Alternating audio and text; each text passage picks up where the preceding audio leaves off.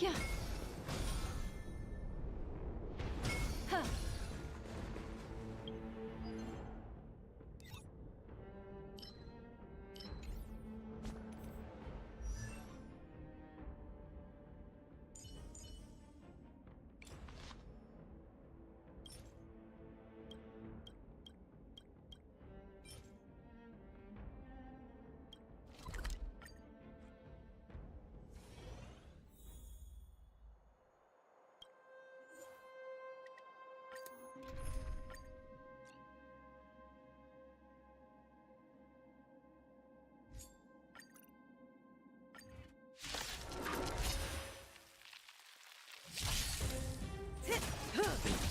Ill fate descend!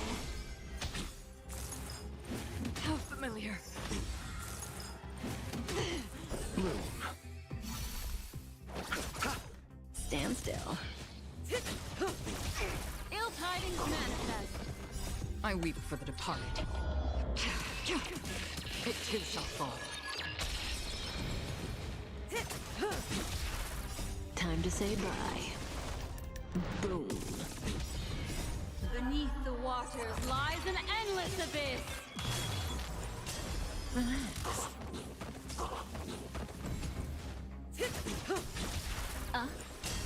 Stand still.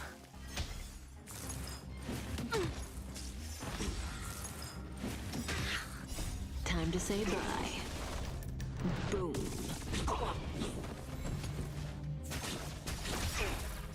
I weep for the departed. It too shall fall. Time to say bye. Boom.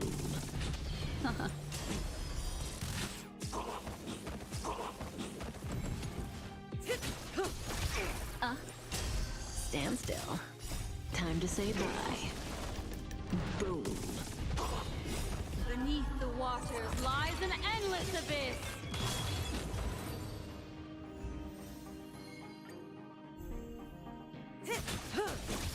Ill fate descend. Retribution Receive will divinity. find you. On the still waters of oblivion.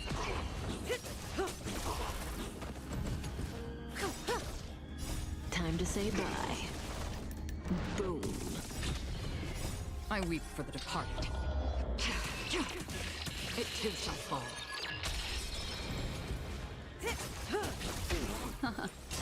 Relax.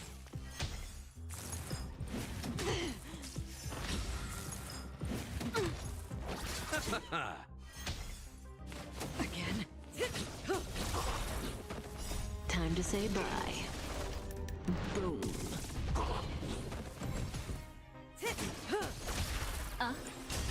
Stand still.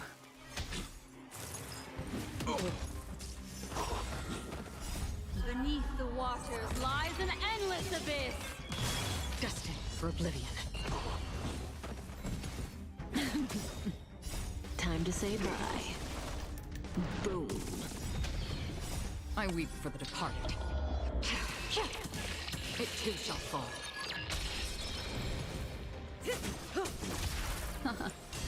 Relax. Retribution will find you. The dead return! On the still waters of oblivion.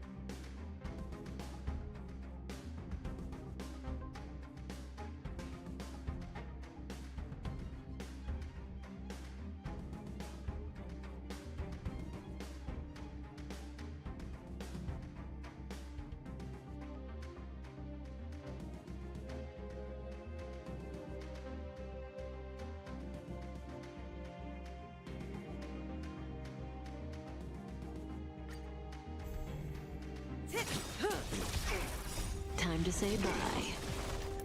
Boom. Ill tidings manifest.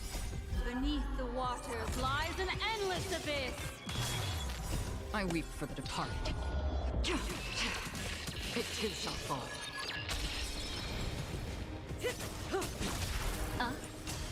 Stand still.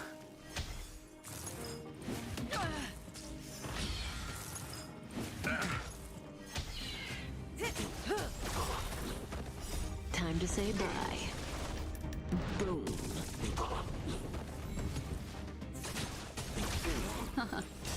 Relax. Not bad.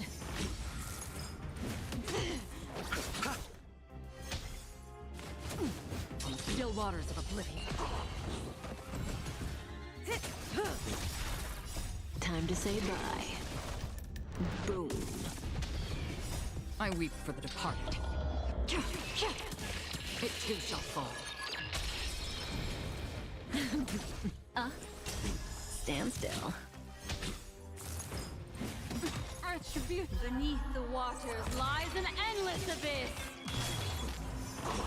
Bloom. Destined for oblivion. Relax. Time to say bye. Boom.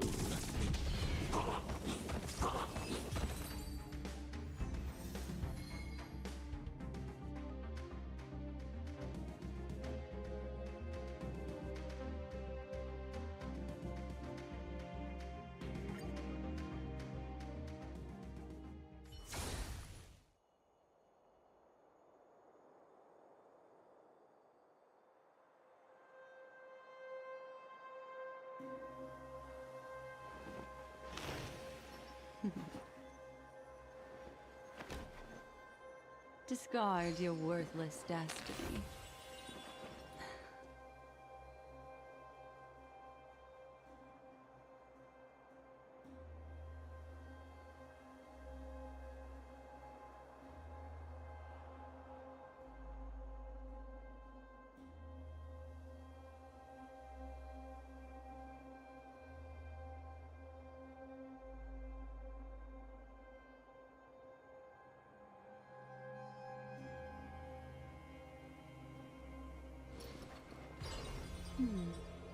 Memories seem to be different again.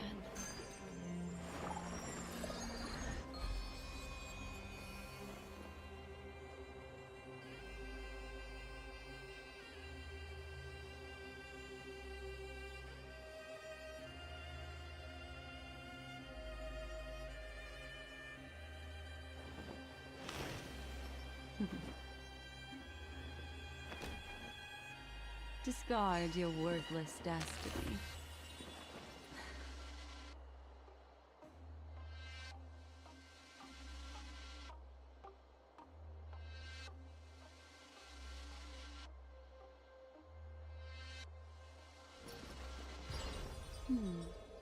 Memories seem to be different again.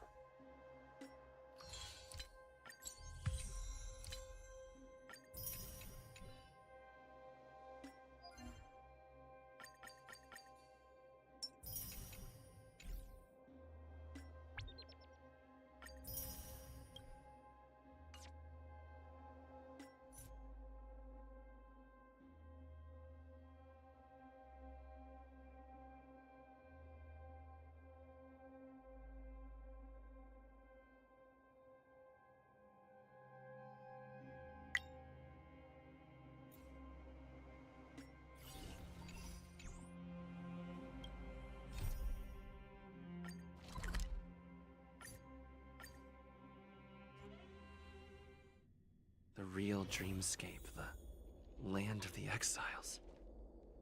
Before we go, should we speak to everyone first?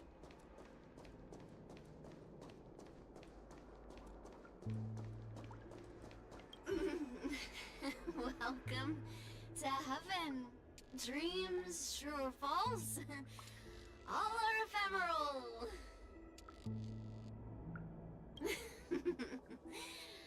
Might as well drink more Soul Glad instead.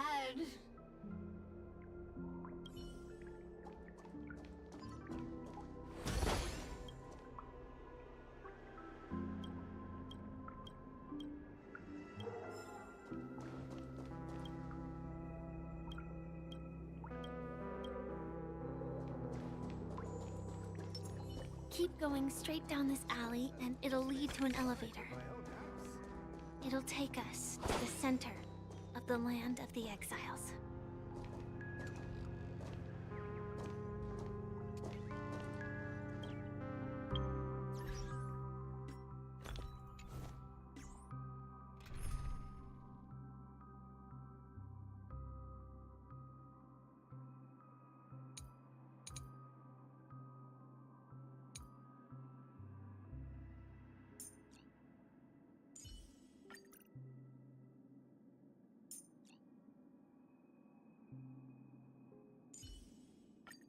It's your call. What kind of dance do you want this time?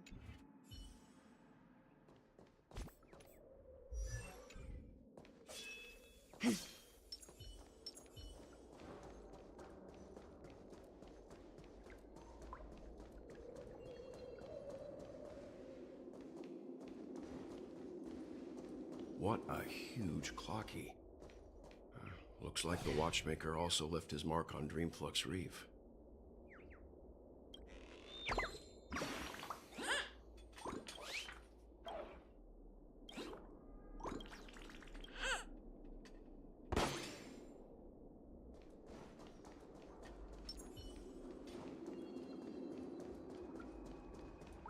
Hi there, friends from a distant land. I hear the Watchmaker's legacy is right here. Let's say we go treasure hunting.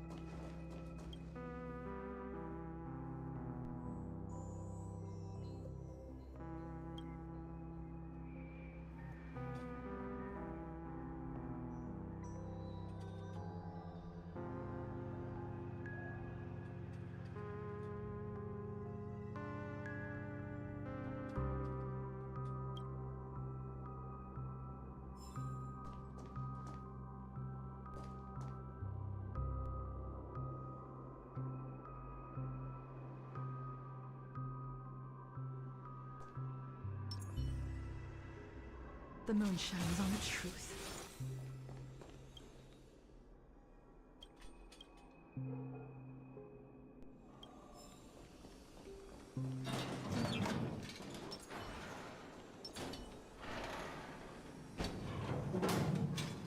Stream forth.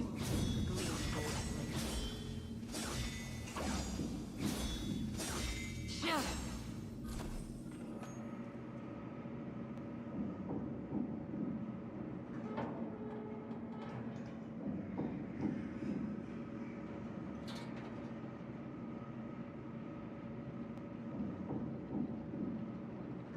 Unbelievable. To think there's a settlement of this size within the dreamscape. And all beyond the family's reach.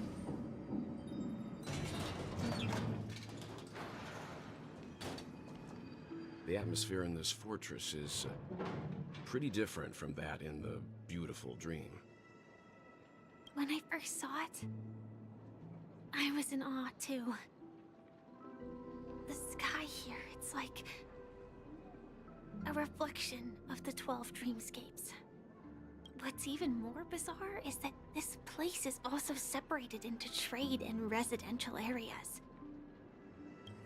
Though both dreamscapes have distinct styles, the architectural designs are quite similar. Works of the same hand, perhaps. Hard not to speculate on the connection. But there's no point in overthinking things.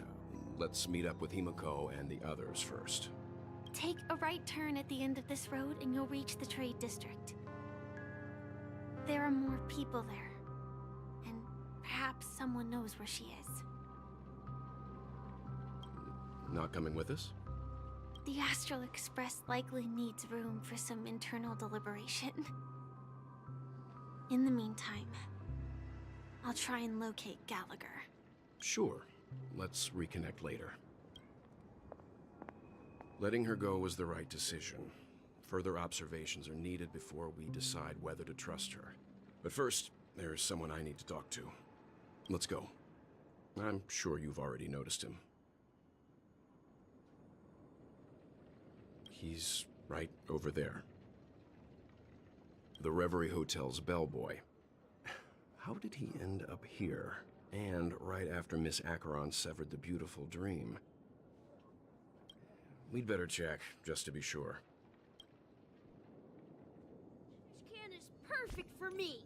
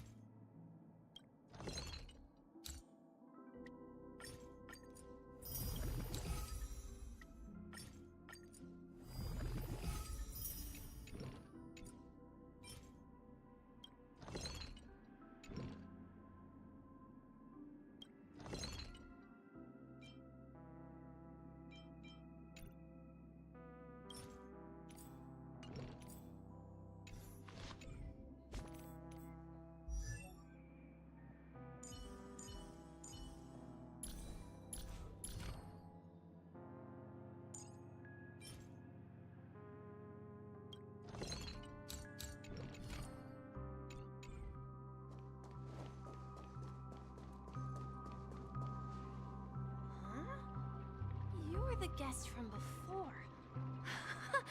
We meet again! And a new friend. Forgot to introduce myself. I'm the hotel's bellboy, Misha. Hello, Misha. I'm Welt. We met in a dream. Oh, and who might this be? Tick-tock! Old friend and new friend! Let's high-five!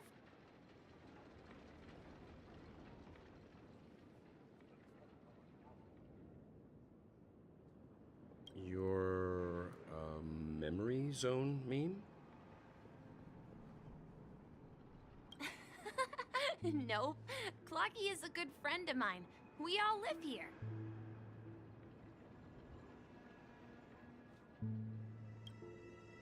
How did you two get here? This dreamscape isn't supposed to be open to the public. I wonder if it has something to do with Sleepy. So, this is your home? Yep. After my work in the beautiful dream ends, I'll go back home. Commuting used to be more convenient, but ever since travel became cumbersome, Sleepy started ferrying people back and forth between the two dreamscapes. This Sleepy. Can you describe what it looks like? Sleepy is a memory zone meme. Looks fierce and has many eyes. But it's actually really well behaved. Gallagher's been taking care of it. Based on the description, that meme is indisputably deaf. nightmare for the family, but for the people who live here, well, that couldn't be further from the truth. Death? Not in a dream, surely. Sleepy's just a little aggressive, and sometimes messes up by fetching the wrong guess. But it would never hurt anyone. I see. Has it brought back any guests recently, say, in the last day or two?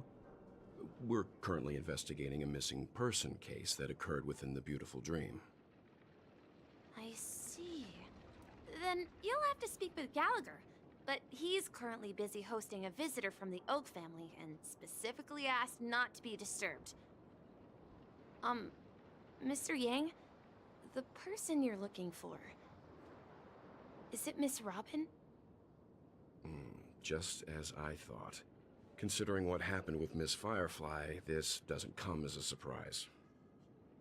If you're looking for Miss Robin, I can lead the way.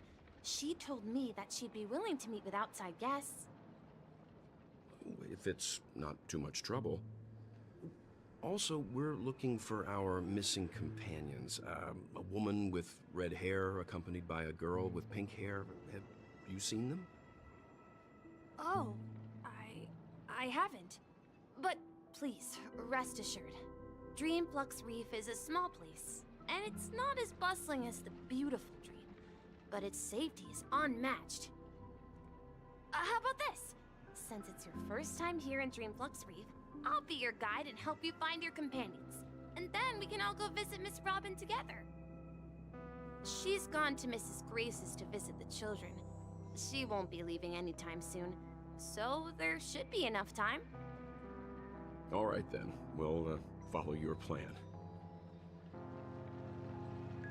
Well, we now know the answer to both murder cases that have caused such commotion in Penacony.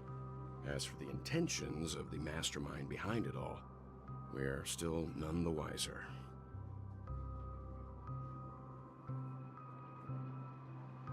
Yes, that's my thinking as well. I'm not entirely certain, but we still have to find him one way or another. Say, you mentioned before that you saw Clocky that only you could see, right?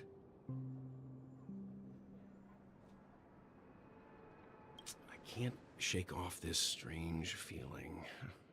Am I really still so young at heart? Forget it. It's not important. We'd better just follow Misha.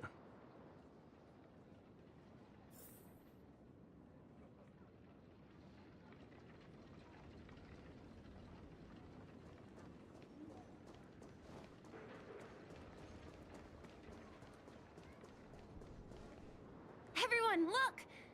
From here, you can see the most spectacular view of Dreamflux Reef.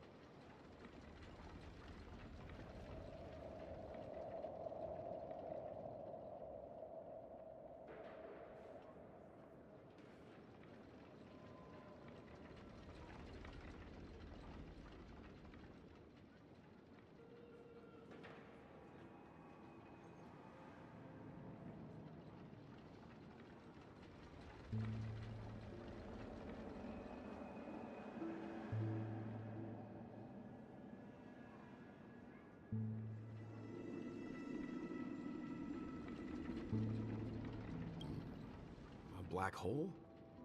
No. An accretion disk formed from consolidated memoria? Was Dreamflux Reef built on such unstable memoria?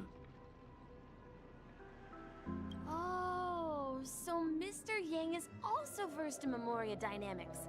I was just trying to figure out how to explain this huge hole to everyone. I bet you guys have a lot in common with Miss Kami.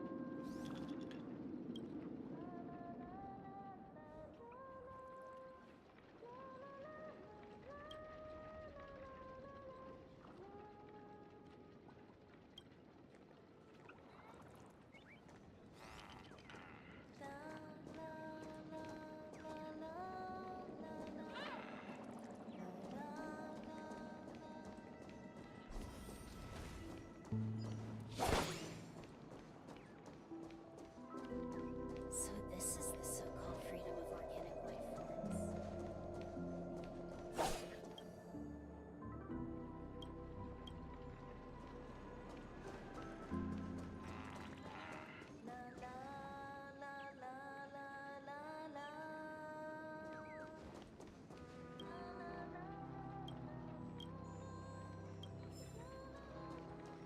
Look! There she is!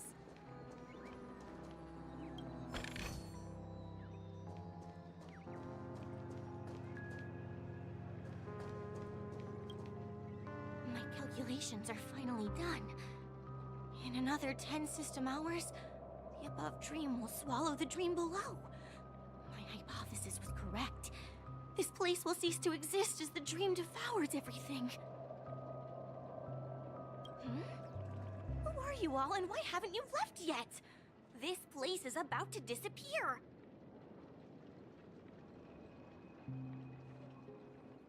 I'm Kami, a dreamscape surveyor specializing in Memoria dynamics, and this is my life's work that I'm researching. See that huge gaping hole? It was just a narrow rift many years ago, but now it's grown into a giant hole. The surrounding Memoria has been flowing towards the other end of the hole at a constant velocity, slowly but surely. But the scary part is, according to my calculations, the flow rate of Memoria has recently changed, and it's faster than ever before. It's almost as if something is sucking it in from the other side. By constantly improving upon Madame Rosalina's Memoria measurement method, I've finally obtained accurate results.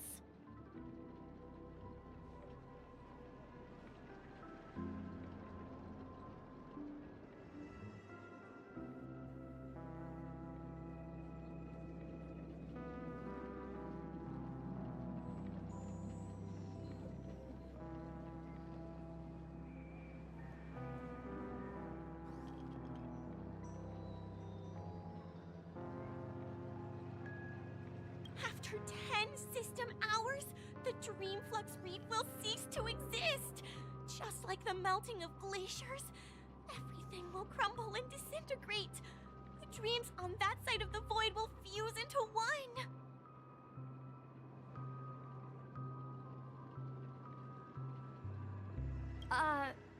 Please don't worry.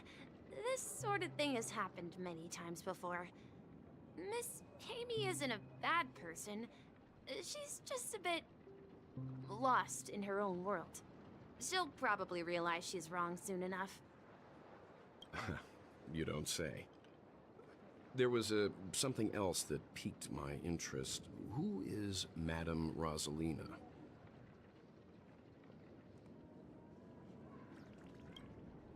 Oh, do you know her too? Or are you also a fan of Memoria Dynamics? We're very interested in Madame Rosalina's achievements. Could you tell us a little more about them? Why, of course!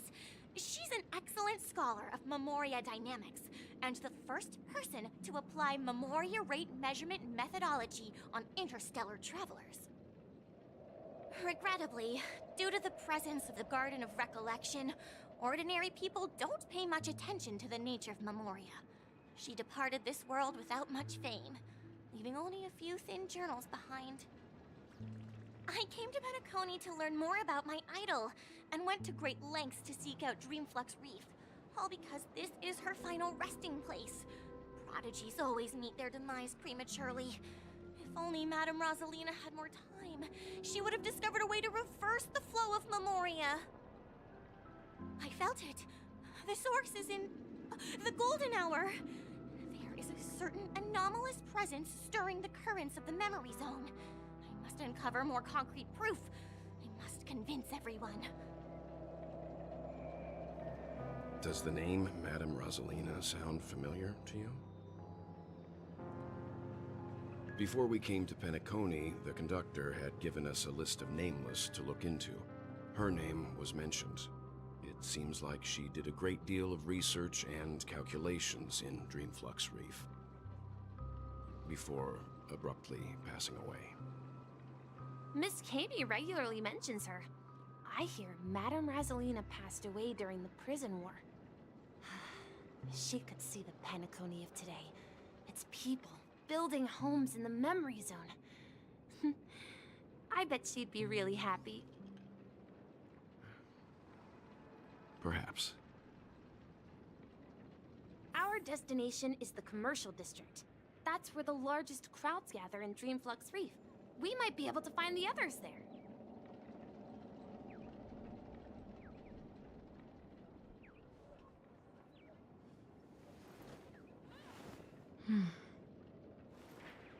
I felt it. The source.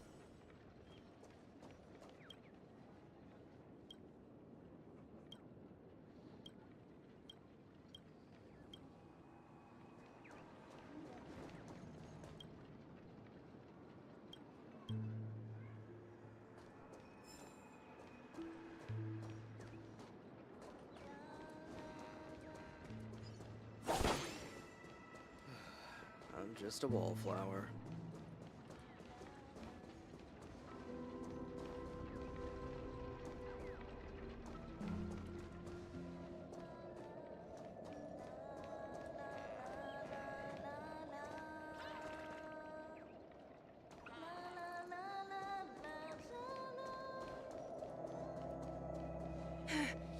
Let me go!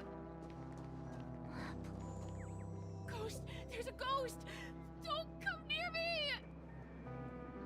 Oh my. I'm human and so are you. Can you get a grip? Mr. Yang and Mr. Trailblazer, I've been waiting for you. Quickly, come help. I bumped into a member of the family on the way here. He was so scared and I just wanted to calm him down. But... Let me go! Let me go! I've only done good in my life. Why can't I rest in peace after death? well, this is how it turned out.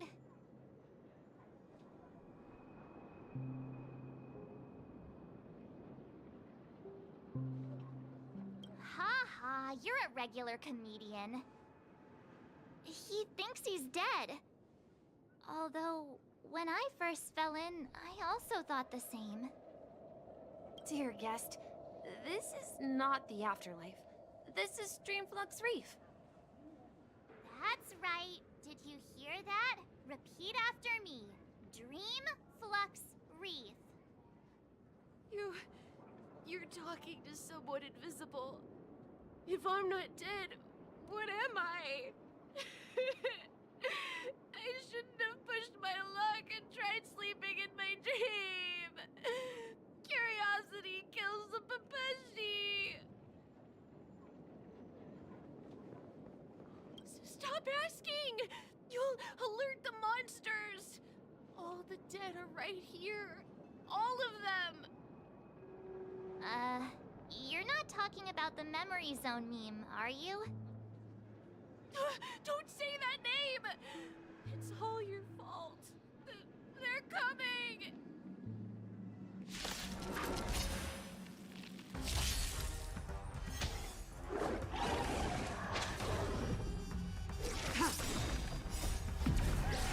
In lunar flame. Blade of moonlight.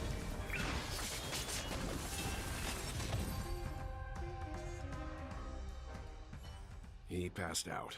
His intense negative emotions attracted the nearby memory zone memes. I see. But why aren't the other people around here scared? Unlike in the Sweet Dream, people here don't see memory zone memes as dangerous monsters. And even if they pose a threat, people can easily escape by forcing a wake-up call. But we can't just leave this man here. Can we take him somewhere safe? We can ask Jessie for help. I've gotten to know many locals while waiting for you guys. Everyone here is living a self-sufficient life. I don't know how to describe it, but this place feels like the real dreamscape.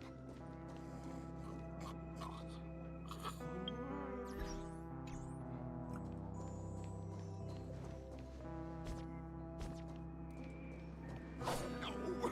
At this rate, the family will be done for!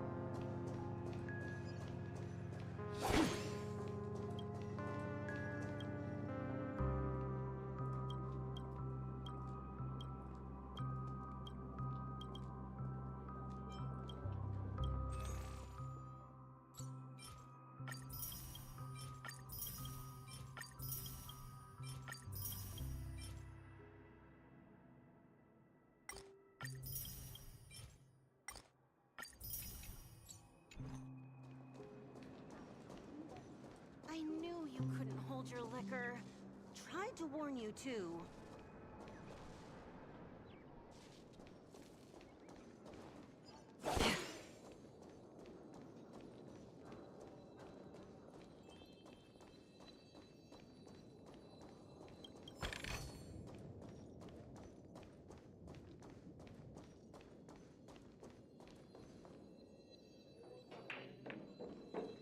Let's see how you handle a stroke of genius like this. Evening, Jessie. Is it evening? Welcome, Miss March. Who might these be? These two are my friends. As for the man lying on the ground, he's a scaredy cat who fainted from fright. I see. Another poor guy who accidentally ended up here. I'll take care of him. There have been a lot of new faces lately. Things must be tough in the beautiful dream. The few remaining havens of freedom in Asdana will soon face trouble. Do such things often happen here? Not really, but they're becoming more frequent now. Guess it's one of the signs of the Sweet Dreams collapse. This man has had quite the shock. Could you help me find a Halovian lady, March? Her songs can heal mental wounds. A Halovian lady? That must be Robin. She's also here in Dreamflux Reef. Huh? Robin? But I thought she... Oh, right. If Firefly is here safe and sound, then it means Robin must be okay too. Misha is about to take us to her to find out what happened. But before that, let's meet up with Himiko. You were with her earlier, right? We met some stowaways in the residential area. Most of them came from neighboring star systems. I heard that places like Dreamflux Reef are scattered throughout the memory zone of Asdana, like islands in the ocean. They existed before the family arrived. I also heard that when Dreamflux Reef took shape, it was the center of all dreamscapes in Penacony. If that's true, it's no wonder there are so many similarities between this place and the Sweet Dream. Himeko must be gathering information. Let's hurry up and get going.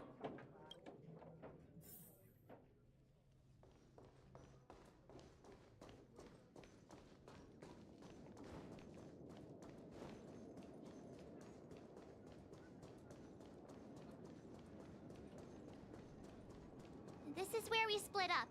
She can't be too far away. So that's how it is. I never imagined we'd gather the remaining details here. To borrow Gallagher's catchphrase, what an unpredictable twist of fate. Himeko, here they are. Ah, perfect timing. Now that everyone's here, I'd like to introduce everyone to Micah, who's partly in charge of the Land of the Exiles. Micah, these are my companions. It's a pleasure to meet the Nameless. You know us? I've been keeping an eye on you since the day you arrived in Penacony. We would have met under more appropriate circumstances if Dreamflux Reef hadn't been isolated from the 12 Dreamscapes. Please, allow me to formally introduce myself. I'm Micah, the Gravekeeper of Dreamflux Reef. Gravekeeper? Life in Dreamflux Reef is pretty liberating. Everyone here mostly keeps to themselves, without meddling in others' affairs. My daily task involves cleaning a few tombstones. You're too modest, Micah. When lost dream chasers stumble upon this place, you're the one who takes care of them, guiding them back to the Sweet Dream, or showing them how to survive the wild dream chaos. So, guardian of sorts. Were you talking to me, Mr. Yang?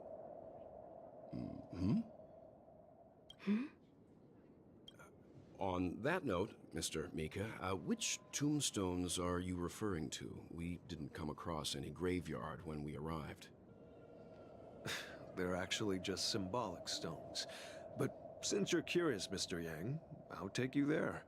I have a feeling you might find something of interest there.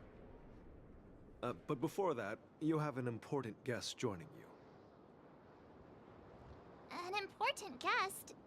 Who could it be? This way, please. The roads here in Dreamflux Reef are a bit run down, so watch your step.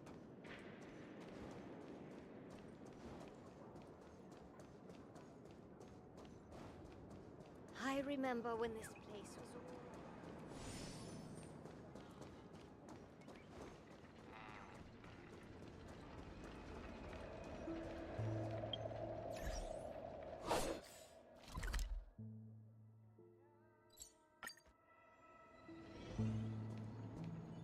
This trash can is perfect. There she is. Everyone sang so wonderfully. It's not often that I tried this music style, but I've gained some valuable insights from it. Oh, I can't thank you enough, Robin. Well, these kids have made incredible progress in only a few days. It was nothing, Grace. I merely taught them how to sing. It was you who brought hope into their lives. Life must be quite difficult for them in reality, I imagine. That's right. Whenever it's time to say goodbye to these kids, they're reluctant to leave. But I've explored every corner of Dreamflux Reef, talked to everyone I met, and they all told me the same thing. This shattered dream is not worth clinging to. It seems you truly are a child of the Harmony. Emma and Andy are orphans I took under my wing. Carol there, with her blind eyes, used to work at a nutrition center in the outer ring of Penacony. And as for Gary, he's been living with autism since he was a child. They're not old enough to enter the sweet dream managed by the family. If we compare people to birds, these kids are like fledglings with impaired wings. But in this dream, well, they can fly freely. Even if they stumble along the way, well, they're still relying on their own strength. And me, an old lady with no legs. Well, without this dream, I couldn't even walk toward them. I'm glad that you found a new life here in Penacony. It's just... Don't worry, Robin. Dreams have their significance, but they aren't everything. Both the children and I understand this. No matter how long we fly through this dream, we will one day return to reality. But you know what? Emma and Gary aren't plagued by their insecurities anymore. No, and Carol is learning how to cope with her blindness. And Andy is livelier than ever. Well, even I've become more optimistic. You see, in dreams, we learn how to live. Once we return to reality, we learn how to survive. And should our feathers be damaged, then we share our wings with one another. There's no need to covet an illusory sky in dreams, because we have the right and the ability to fly towards a broader horizon. It's a relief to see you safe and sound, Miss Robin. It's nice to see you all again, Astral Express crew. I heard my disappearance caused quite the commotion out there. I'm really sorry about that. Since you're here, can we assume that you're fully aware of the situation in Penacony? Ever since I returned to Penacony, my voice started to change, until it gradually faded away. At first, I thought it was a temporary ailment, perhaps due to having been away too long. I thought maybe it just takes some time for my body to acclimate to the high concentration of Memoria and Asdana. But now it seems the root of the problem goes way beyond me. There are elements around me that don't align with the harmony. And losing my voice is just one of the signs of the Sweet Dreams collapse. The Sweet Dreams collapse. That memo keeper mentioned the same thing. While I was away from Penacony, the boundaries of the 12 dreamscapes kept expanding outward. But whenever I mentioned the anomalies in my dreams, the family heads refused to talk about it. Only my brother was willing to respond. Later, I discovered the secret letters from the IPC ambassador, which further convinced me that there are hidden secrets beneath the surface of Penacony. So, following the clues in the Oak family's dossiers, I found my way here. The land of the exiles, concealed by the family under the guise of death. A dream within a dream, where Penacony's past is buried. Hearing you speak, it sounds as if your voice has made somewhat of a recovery. I hate to admit it, but the harmony in this place resonates more broadly than within the Sweet Dream. It's regrettable, but the family has experienced betrayal. The traitor, or traitors, abandoned their original principles and, using the name of harmony, exploited people's weaknesses to turn Penacony into the planet of festivities, trapping everyone in the illusion of the Sweet Dream. This is not the strong defending the weak, but rather the strong exploiting the weak. A world without equality won't ever be favored by the harmony. And naturally, those voices blessed by them have lost the ability to sing. Could there be another force influencing the family's shift in philosophy, Miss Robin? Considering what happened with Acheron, it's difficult to conceive of another entity within the realm of the harmony capable of influencing everyone. Unless a power surpassing that of an emanator is involved. I'd heard about what happened to the Cienjo Alliance, but as far as I'm aware, the family hasn't faced any such external interventions. Who knows? Perhaps I've just been away too long and missed something. Regardless, I cannot accept my home is moving towards the very opposite of what the Harmony represents, while still claiming to uphold it. I must uncover the reason why Mikhail cut ties with the family, and who exactly it was who betrayed us all. Do you remember our arrangement, Mr. Micah? Well, here's my answer.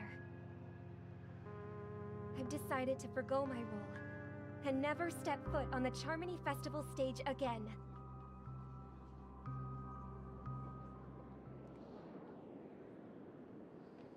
Look here, brother. A little bird. Looks like a fledgling Charmony dove. But Charmony doves don't live here. So how did this little bird get here? Maybe its parents abandoned it? It looks weak and frail. Why don't we find something soft and make a nest for it? This place is too dangerous for a fledgling. Let's take it with us. We can put it on the wooden shelf in front of your window. Okay. A bird like that must have a beautiful singing voice. But where will it live? I'll ask the family head to build a cage for it. A cage? But then it won't have the freedom to fly, right? Let's see. What is it that has captured the attention of the two best interpreters of the Great One? To the point that they've forgotten how to enjoy their dessert. Oh, poor little thing. Doesn't look like it's doing well. Do you want to rescue it? I do. But I don't want to lock it up in a cage. Why? Even if it's small and not fully feathered, and can't sing, it didn't come into this world just to be locked up in a cage. Birds, they should be flying free in the sky. That's quite the romantic idea. And what about you, a young scholar?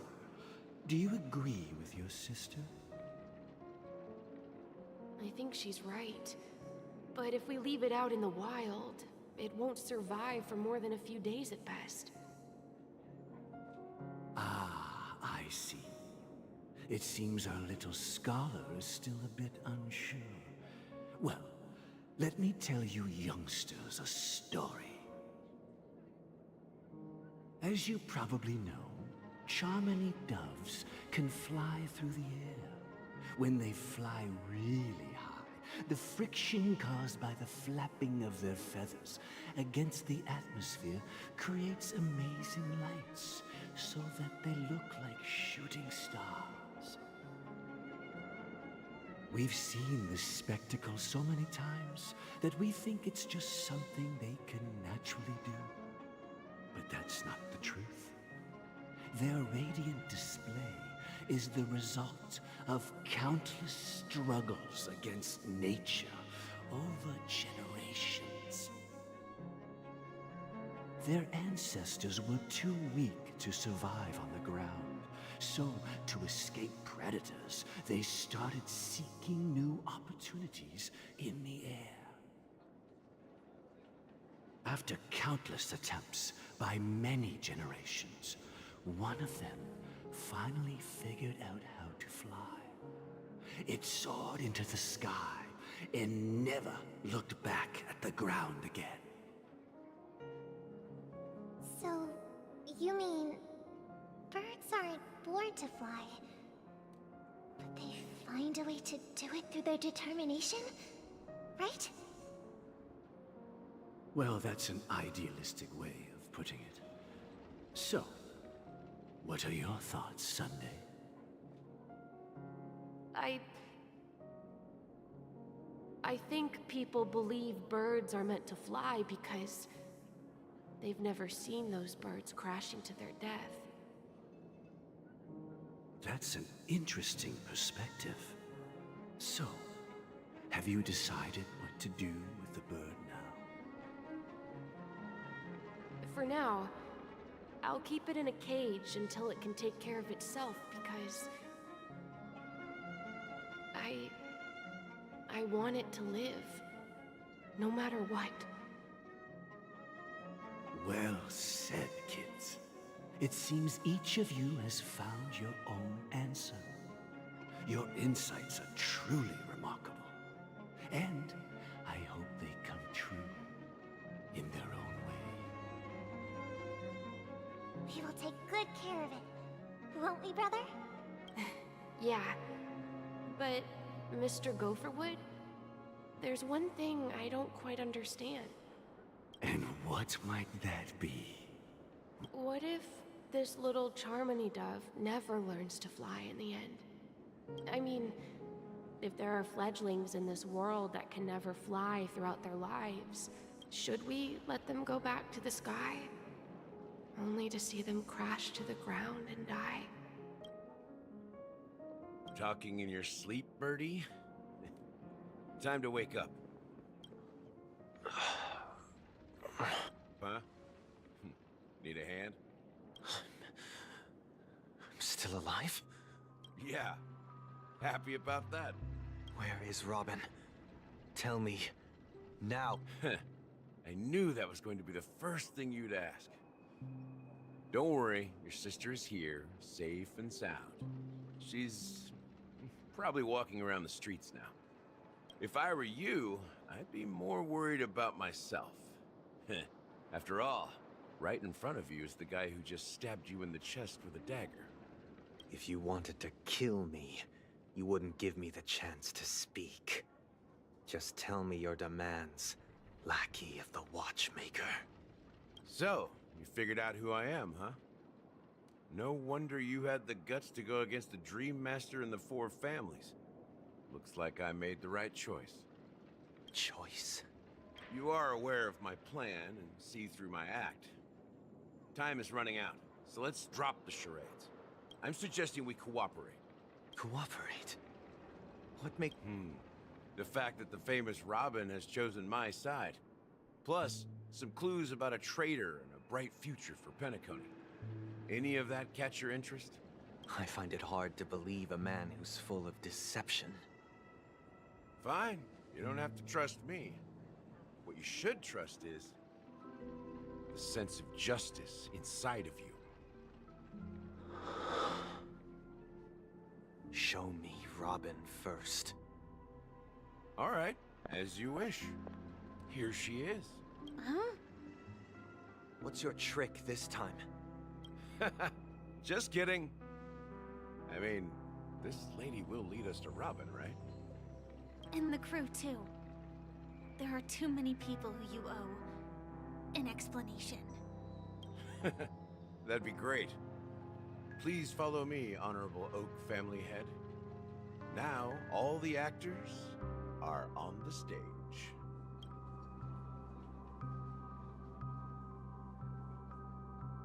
This is the monument I mentioned earlier. The names inscribed on it should be familiar to all of you. Rosalina and Tiernan. When Penacony was known as a frontier prison, it was the Trailblazers who connected it with the stars. They were the heroes who saved Astana, and their names deserve to be immortalized, not just on this small stone tablet. However, today, the planet of festivities is nothing but sweet dreams. That heavy piece of history is all a distant memory. Just like that prison. If their names are inscribed here, then that means... According to Micah, they died long ago. Rosalina was killed during the War of Independence. She ventured alone into the heart of the star system to investigate the flow of Memoria, but she never returned. Tiernan was a skilled gunslinger, strong and reliable. He led the people through countless battles, but he didn't live long enough to witness the arrival of true peace.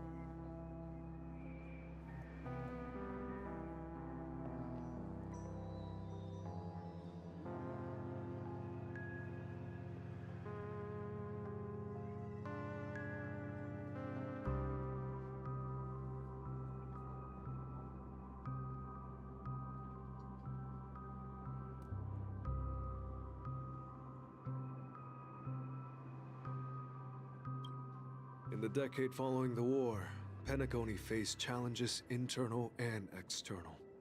To protect Asdana, Tiernan took up the way of the Trailblaze and led the Lampmoth family to explore beyond the system, only to be surrounded and wiped out by the Swarm.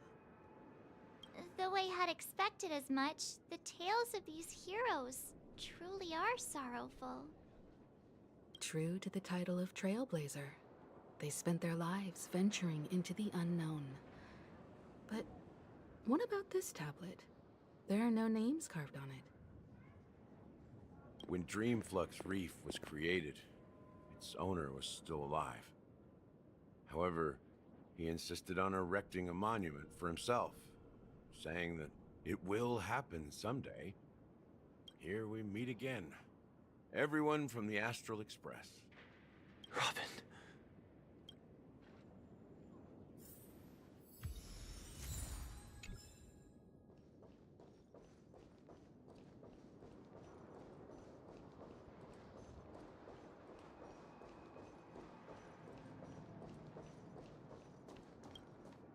I promised to give the siblings some privacy, so let's talk about our business first. What do you say? That sounds sensible enough. Since you went through the trouble of gathering the family head, the crew, and the Stellaron hunters, I'm guessing you have something important to say, Mr. Gallagher? Oh? Is it that obvious? The look on your face is practically screaming, I'm the one behind all this. You're right, Mr. Yang. It is indeed time to come clean on everything. The siblings already know what they need to, and they've made their choice. But you, Nameless, arrived a bit late. So it's only fair that I answer your questions. Before we begin, let me reintroduce myself. I'm the founder of Dreamflux Reef, the deputy of the Watchmaker, and the one who sent out that invitation. As Gallagher, the history fictionologist, I humbly extend my greetings to you all. History fictionologist? So what, everything you told us was made up? Well, don't worry. Almost everything I shared was true. Well, except for the part about the family accepting me back. I double-checked with Micah, and everything he said about the family, the Watchmaker, and Mikhail is true. Thank you for your understanding. Now let's get down to business. I'm sure you're all wondering why I went through the trouble of setting up this battle for the legacy, inviting different factions, and stirring up a ruckus all over Penacony. Well, it all boils down to something very familiar to all of you. The Stellaron. The Stellaron? But how is that possible? Penacony is a free-flowing interstellar hub. There are no signs of contamination whatsoever. You're totally correct. So, care to take a guess at what that means?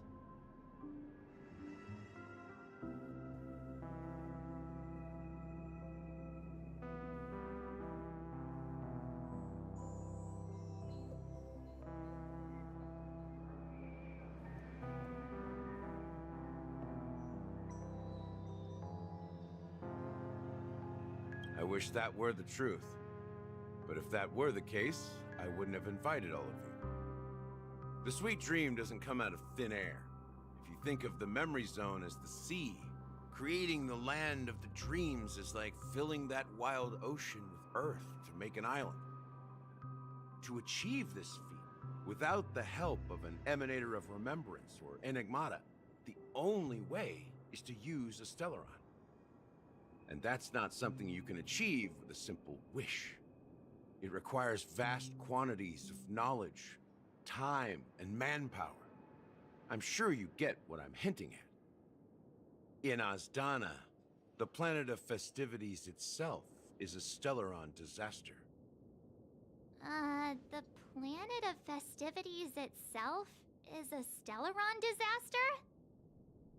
It all started a long time ago, back when the Watchmaker and his crew liberated the frontier prison. They faced countless challenges as they began building Penacony from the ground up. That's when the idea of using the Stellaron came into play. The Stellaron first entered the Azdana system during the war. The Nameless warned everyone against the folly of attempting to tamper with such a power, and most heeded their words. But there are always people in the shadows with ulterior motives. The turning point came after Tiernan's death. With two of the Nameless gone, the Watchmaker had to go to the front lines. It was at that moment his rivals saw an opportunity. By the time a representative from the Montour Systems family arrived at the Watchmaker's call, the Stellaron had already been activated and was seeping into the primordial synesthesia dreamscape. And I suppose the family happened to possess the knowledge to seal the Stellaron? Not just that. They knew far more about the Stellaron than the average person. They helped Mikhail swiftly quell the civil unrest and played a part in building Penacony under the disguise of the Harmony. Those three eras were known as the Age of Dreaming. The Watchmaker, who had been left in the dark, sent out invitations across the universe, spreading the hype around the land of the dreams. Then, how did they turn against each other? Remember the island in the ocean metaphor? The truth is, the Stellaron was never truly sealed. It existed in a different form within the dreamscape. Think about this. What would it cost to create and maintain such a lavish dreamland? It's people's lives. The opulent dream is built upon the decay of spirits, with a toxic elixir called pleasure flowing through the dreamscape. It tempts people to indulge in the dreamscape, and gradually their minds succumb, becoming nourishment for the sweet dream.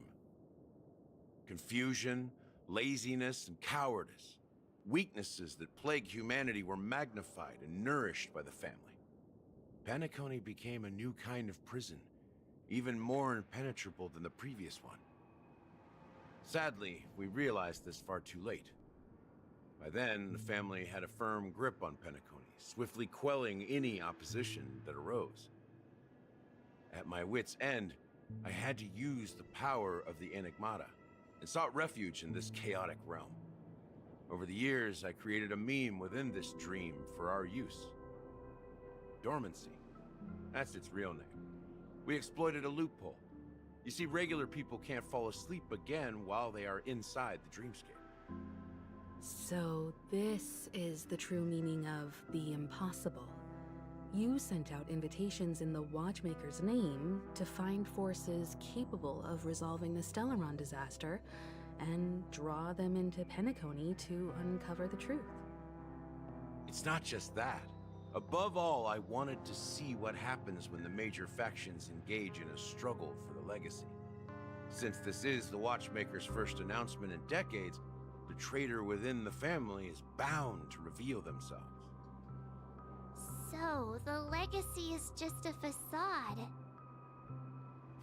If you want to consider the Stellaron as the legacy, I'm totally fine with that. If that's the case, where is the Stellaron now? That's a question for Mr. Wings. The Stellaron is still under the family's control, and as the head of the Oak family, I'm sure he holds all the answers.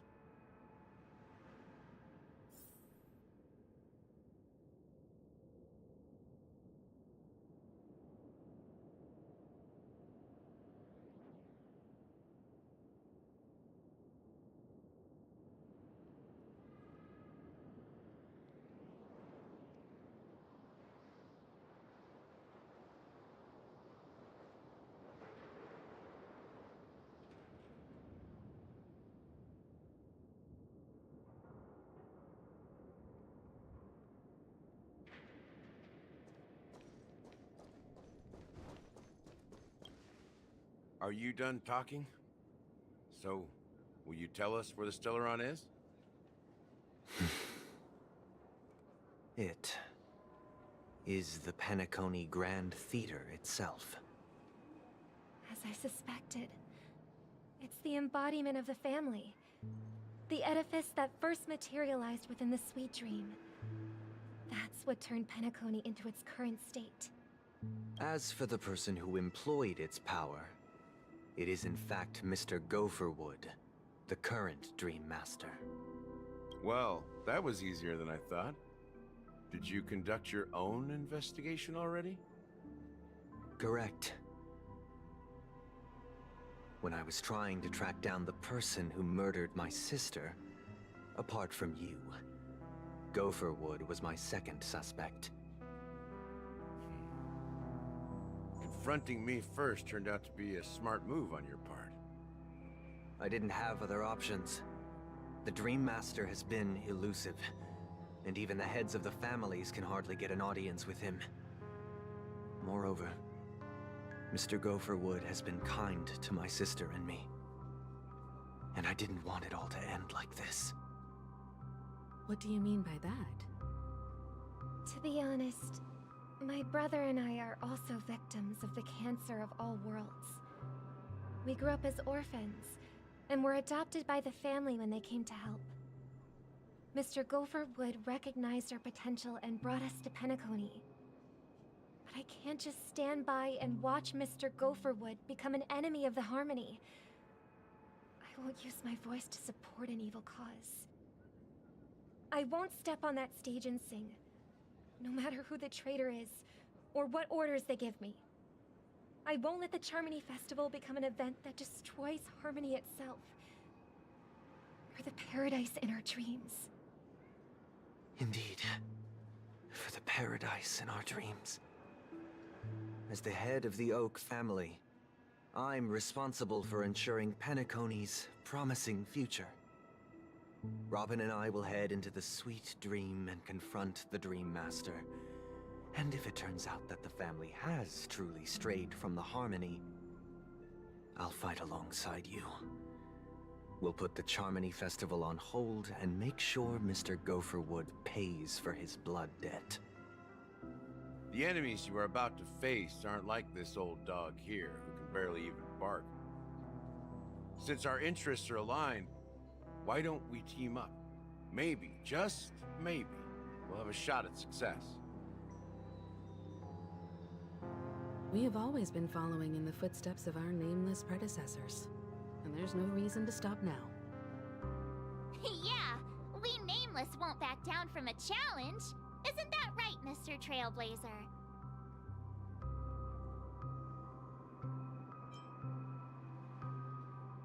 Exactly! It's time for the crew to save the world once more! Rest assured, sitting on the sidelines isn't in our nature. Mr. Sunday, Miss Robin, I'm willing to accompany you on behalf of the Astral Express. Having a third party present should help with negotiations, and could make all the difference if things get ugly. Thank you, Mr. Yang. Thank you all very much. The Charmony Festival is about to start, and time is against us. We must hasten. Everyone, let's gather over here. We still need to make some preparations.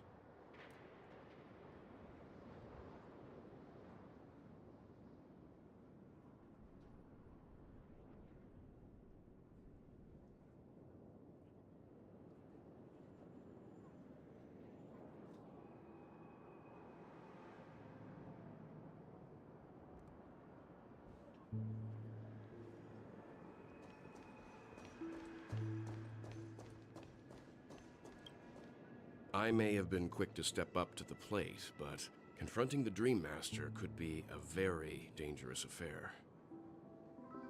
Huh? Even you're saying that, Mr. Yang? How powerful is that Dream Master? He's the leader of the families of Penacony, and he has the entire power of the Harmony behind him. Not to mention the Stellaron in his possession. We must proceed with great caution. Maybe you can just stay behind this time, Mr. Yang? No, that won't do. Even if we count Robin as an ally, something felt off about Mr. Sunday just now. Although, I can't quite put my finger on it. I have to make sure he won't turn against us when things start to get dicey. You're still carrying the keepsake the IPC envoy gave you, right? May I borrow it for a moment?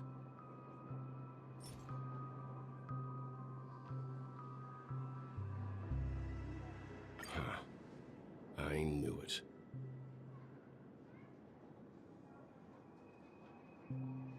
As I suspected, this chip Aventurine gave to you is actually a miniature transmitter. If I'm right, he intends to use it to track your location or contact you when needed. As it so happens, this may actually be of some use in the current situation. Aventurine? Is he still alive? And what does he have to do with our mission to confront the Dream Master? Remember what I said earlier? Working with the IPC is a way to keep the family in check. If negotiations go south and the family show their true colors by going after the Stellaron, I'll use this transmitter to send a message to the IPC. It'll be just the opportunity the IPC ambassador was hoping for. The only question mark in all of this is Aventurine's current status. But the IPC is always listening, especially senior strategic investment department heads like him. Getting the message across shouldn't be a problem. Good luck to you, Welt. Well, you take care too. If anything goes wrong, don't worry about me. Just make sure to seal the Stellaron. Spoken like a true hero. Even if the Dream Master is innocent, the family's corruption runs deep. I won't make the same mistake Mikhail did. Let's wish him the best of luck. Don't you have something else to tell us, Gallagher? Why would you say so? Before we departed, the conductor asked us to inquire about the three nameless in Penacony. We've already collected intel about Rosalina and Tiernan, so the only one left is legwork. If I'm not mistaken, we've already met him somewhere, haven't we? It's not enough to say meet, but the answer is pretty obvious. After all, I've hinted at it in quite an evident way. I've been watching over you ever since I received the reply from the Astral Express. And I've seen the great effort you all put into linking different realms together across the cosmos. And now, after getting this far all in one piece, you have truly proven yourselves. Miss Himiko, were you the one who repaired the Express and got it sailing through the cosmos again? Yes. And you two, young Nameless, you have very interesting life stories and extraordinary skills.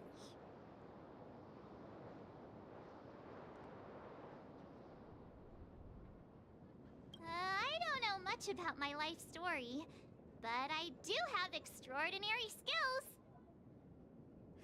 You're full of energy. Please send my regards to the conductor, Pom Pom. Please let them know that their friend had fond memories from his time aboard the Express, which he reminisced on every time he had a good drink. As for the last Nameless, he embarked, disembarked, and embarked again, traveling in a great circle, ending up back where he started. On his deathbed, he told me to find the Astral Express and deliver an invitation to the future Nameless. He left behind a special gift, a true legacy. Something that belongs only to the successors of the Trailblaze. Come with me. Now is the time to reveal it.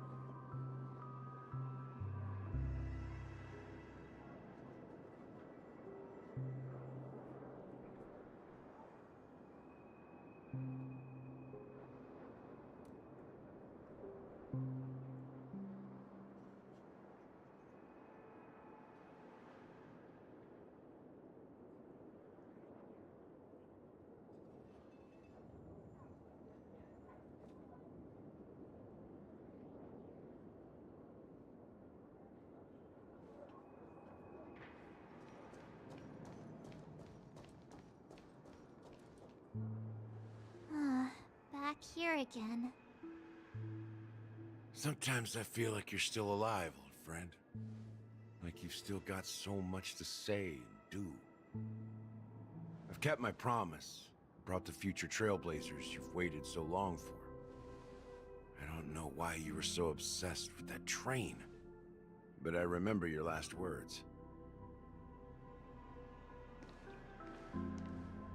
Don't let us down, old man.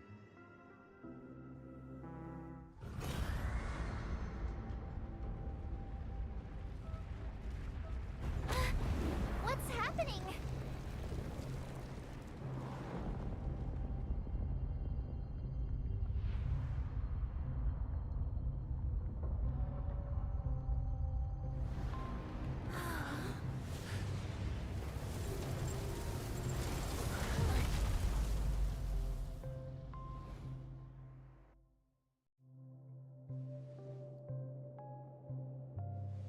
Go ahead. His resting place lies in the garden up ahead. The first and last nameless of Penacony. Mikhail Char Legward, the Watchmaker.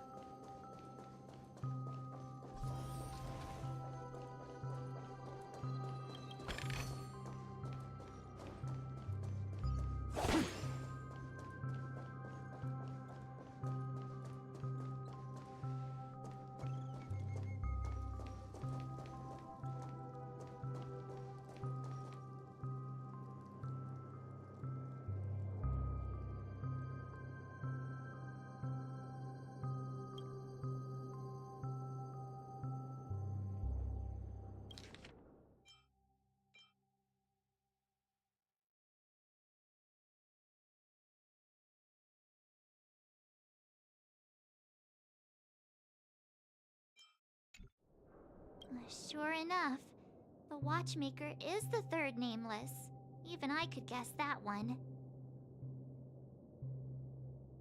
The legacy he left behind was a dream bubble.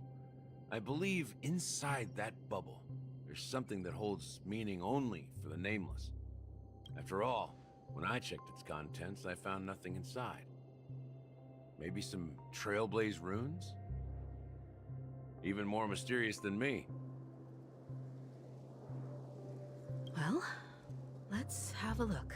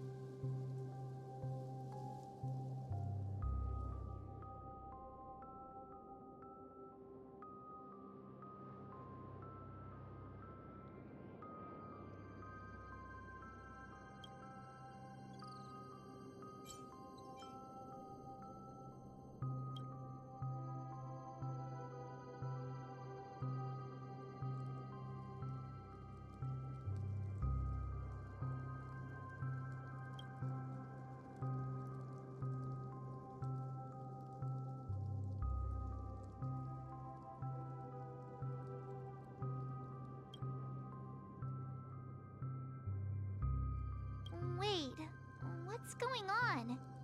Seriously? There's nothing inside this dream bubble?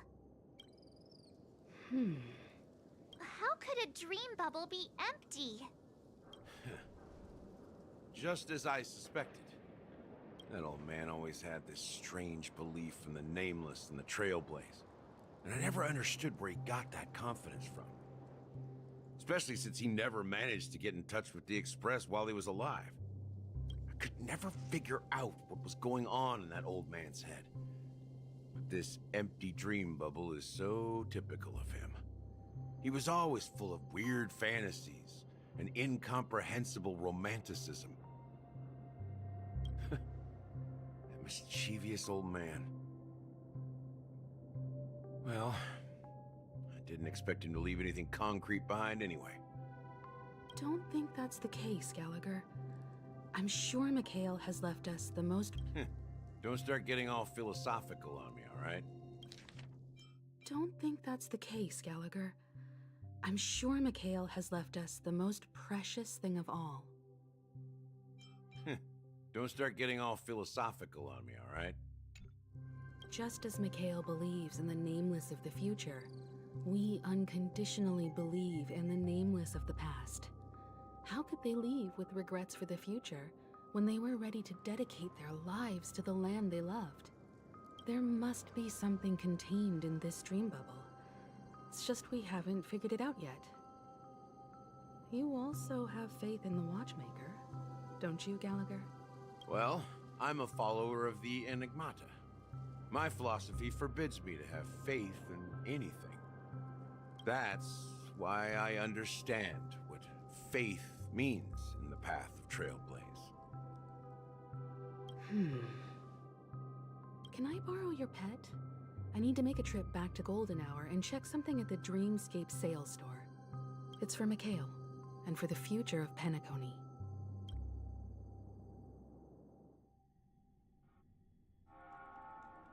Welcome to the Reverie Hotel. How may I help you? Greetings. We're the Nameless from the Astral Express, and we'd like to check in. The Astral Express? But I thought... Yes, my companion's already checked in. My name is Dan Hung, and I believe my personal information is recorded in your system. I see, but your companion said you wouldn't be coming due to a change of plans. Now the plans have changed again. And you are... Me? I'm Pom Pom. A new Nameless who's also with the Astral Express. He's my fellow Trailblazer. We responded to the family's invitation before he boarded the Express, so he wasn't registered in your system. Is it possible to accommodate him as well? Oh, I see. Another one of the Nameless had a similar situation. Seems like a lot of people are joining the Trailblaze these days. Since there's a precedent, it shouldn't be a problem. Just give me a second to contact your companions. I'm sorry, dear guests, but it seems I'm unable to reach the other members of the Astral Express. What do you mean by unable to reach them? My apologies. This is the first time I've encountered a situation like this. However, the system indicates that those guests are still in the dreamscape. How about this? Give me their room number, and we'll go check on them ourselves. I'm afraid that's not possible. I need to verify both of your identities before I can share any guest information. How about you just wake up someone? Let's say, Welt? I'm sorry, but there are strict rules regarding forced awakening. It cannot be done without the proper clearance. So nothing works, huh? What's your solution then? Are you saying we sleep here? At the reception? Please be patient. We need to contact your companions in order to confirm your identities. And now it seems you need to confirm our identities before you can contact our companions. It seems so. Oh, fudge. Look, nothing personal, but if you can't handle this, go find someone else who can, okay? Please calm down, dear guests. I do recall that Mr. Sunday, the Oak family head, personally handled this issue earlier. Oh, please wait a moment while I contact him. I don't think she's trying to give us a hard time. She really just doesn't know what to do. I have a bad feeling about this. You tried to contact them on the Express earlier, but they didn't respond. Something doesn't seem right. I need to leave for a moment. You can stay here with the receptionist. Sure thing. Just don't keep me waiting forever. Don Hung seems pretty worried about his companions. I should give him some space. Stressing out about it won't help anything.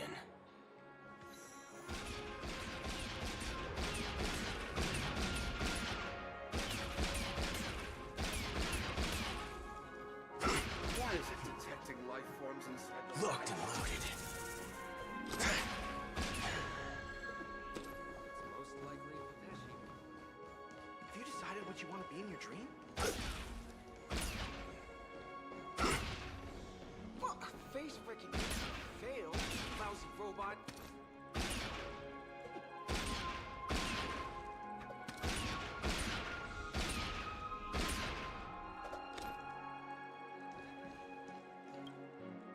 Greetings! I'm Cody of the Bloodhound family, head of security for the hotel. How may I assist you?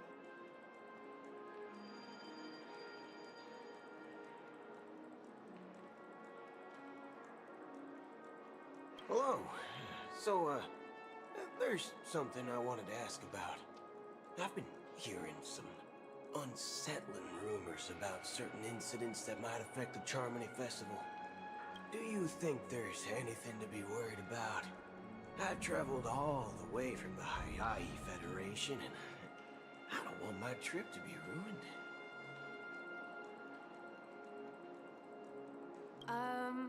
What do you mean? Wait. You haven't heard?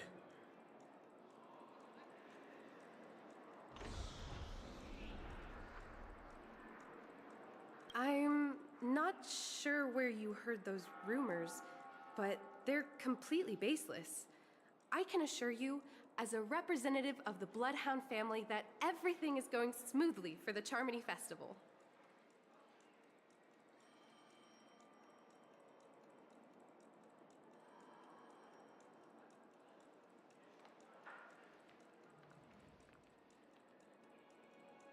At present, all of the families are focused on making sure the festival starts on time. Even the Dream Master himself has arrived. So don't worry, your trip won't be in vain. Ah, that's a relief to hear.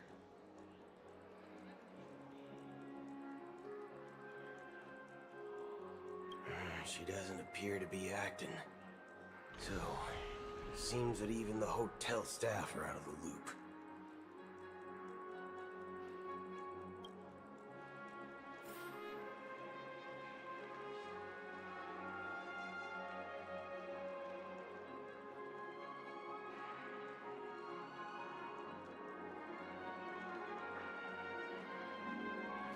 Face recognition failed, you lousy robot.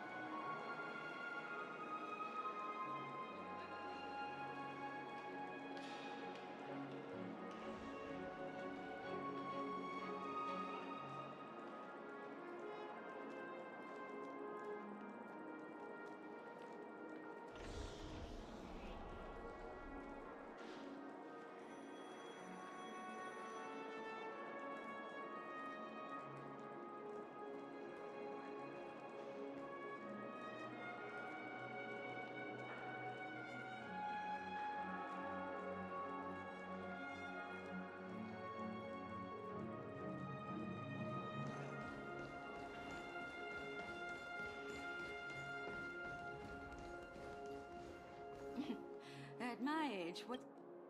The Charmony Festival is about to start! I'm so excited!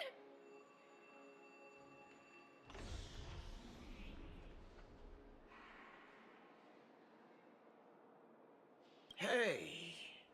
Are you guys here for the Charmony Festival too?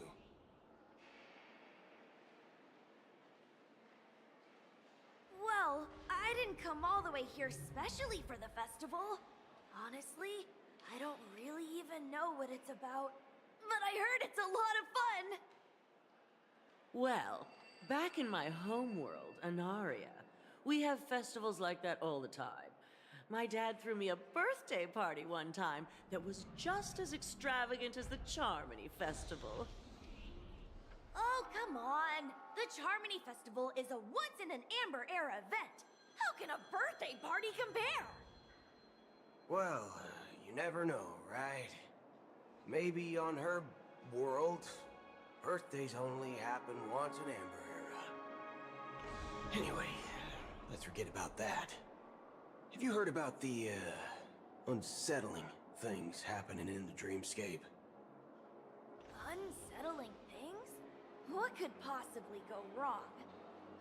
It better not ruin the Charmony Festival! I've been looking forward to it! Relax. With a big event like this, there's bound to be lots of gossip and rumors. Don't worry. If anything does happen, the family will be on top of it. Oh, that's a relief. I didn't come all this way to see the festival go down the drain.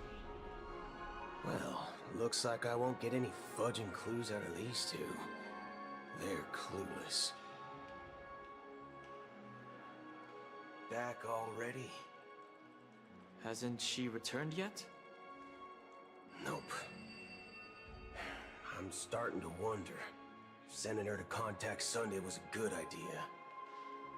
Neither the staff nor the guests seem to know anything about what's happening in the dreamscape, and wherever we go, all we see is people enjoying themselves. Definitely not a good sign. I agree. Another unusual thing is that the Oak family is supposed to be in charge of organizing the council and managing everything inside and outside the dreamscape.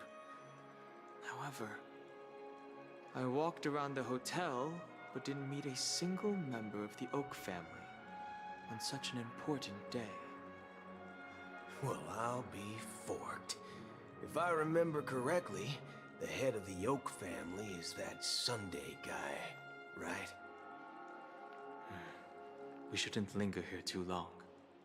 Let's go back to the Express for now. Not so fast. Have you ever robbed VIPC, bro? If you run away now, everyone will be chasing after you. Are you suggesting we sit here and do nothing? I wouldn't say do nothing. But let's stay put for now. Even if the family has ulterior motives, they couldn't have anticipated us showing up here. We're the surprise factor for them. They don't want to attract unwanted attention from certain outsiders, so they won't do anything reckless. See?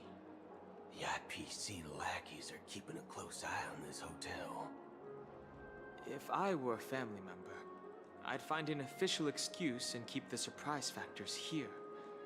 If we just wait here, that would be like walking into their trap. Of course, we don't need to walk into their trap. I gave a backup plan to the memo keeper. If it turns out we won't be allowed to enter the dreamscape, she'll order a drink for me in the VIP lounge at the hotel. In reality, a secret signal. That's right. Oh, a concrete object can indeed help the memo keeper establish a connection with you. But Boot Hill, if you have more backup plans in the future, I hope you'll let me know in advance. I'm sorry, but it's one of my quirks. I have too many unreliable friends. And if I reveal that I have backup plans, things can go awry. And that would leave all backup plans completely useless. How do we get into the VIP lounge? This is where my street smarts come into play.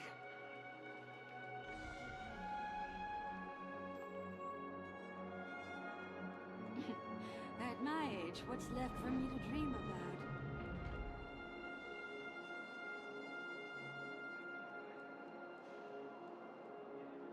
Just like wine, it gets better with time.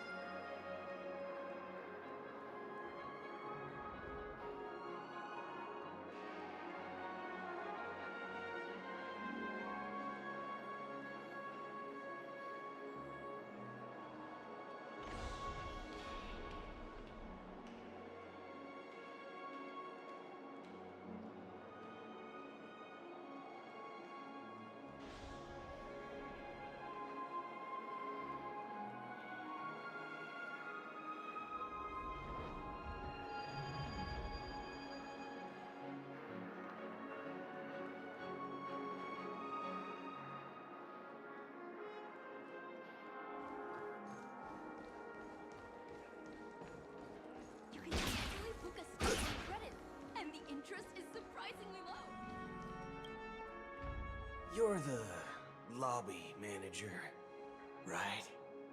Yes, I am. How may I assist you? We're the Nameless from the Astral Express.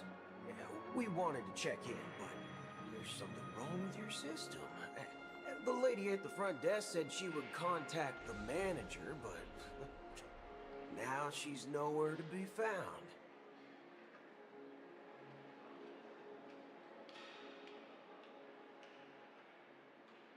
Now, we've been waiting here forever, without any food or water. What the fork, man? Is this how the family treats its guests?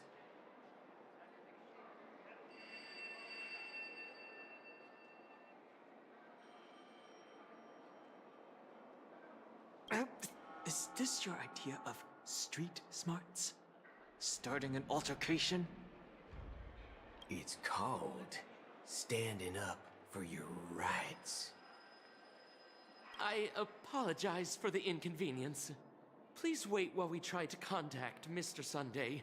I'll arrange 2 premium seats in the VIP lounge so you can rest there while you wait. See? Just like that. Just don't call yourself Nameless next time. Wow, this bar's something else. Certainly worthy of the planet of festivities.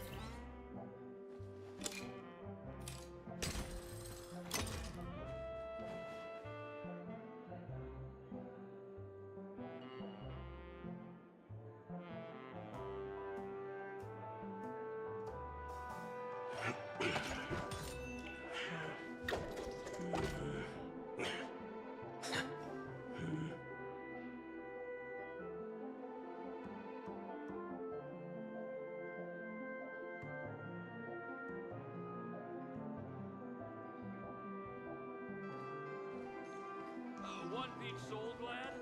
Shaken? Good evening, gentlemen. Hey, have an order for a bottle of his Donna's White Oak. Can you help us find it? Has Donna's White Oak? I think there might be a misunderstanding. We don't serve that here. Oh, no way. Are you sure? If someone had reserved such a beverage, I would definitely remember it. It sells for hundreds of thousands of credits per bottle, after all. I couldn't afford to cover for such an item if it were broken or lost. That's strange. Well, could it be that the memo keeper couldn't afford it? Then what should we do now? Oh, no need to rush. Well, let's grab some drinks first. Maybe I arrived too early and she hasn't come yet. Now, let's see what kind of juice malts you all have here. Well, give me a glass of Heenum Valley, 40 years. I'll have it neat. No ice. Wow, that's the most expensive one on the list. You have a taste for the finer things. It's on the house, anyway. What can I get for you? Anything you recommend is fine. Then I would recommend today's special, Glass Village. It's classic Soul Glad mixed with Laboon juice. It's refreshing and suits your cool demeanor. Just 1 minute. Ah, there's flavor. Dynamite barbecue with rocket fuel. Ooh, really hits the spot. Truly the finest sherry cask-aged malt juice in the cosmos. Dynamite barbecue with rocket fuel. Is that really something that humans enjoy? Hey, this guy doesn't know anything at all. As long as you're satisfied, dear guests, please enjoy. Let's give the memo keeper another half-system hour. If she doesn't show up, we'll need to come up with a new plan. In the meantime, let's take stock of the situation. What do you think? The situation is unclear.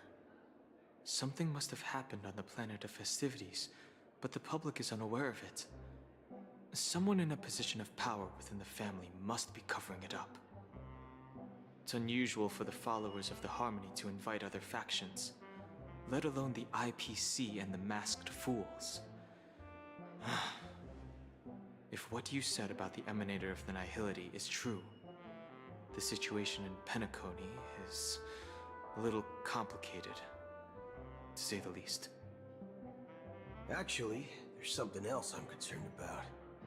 Regarding Acheron. As you know, the faction that follows the path of the Hunt are some of the most dangerous folks in the cosmos to mess with.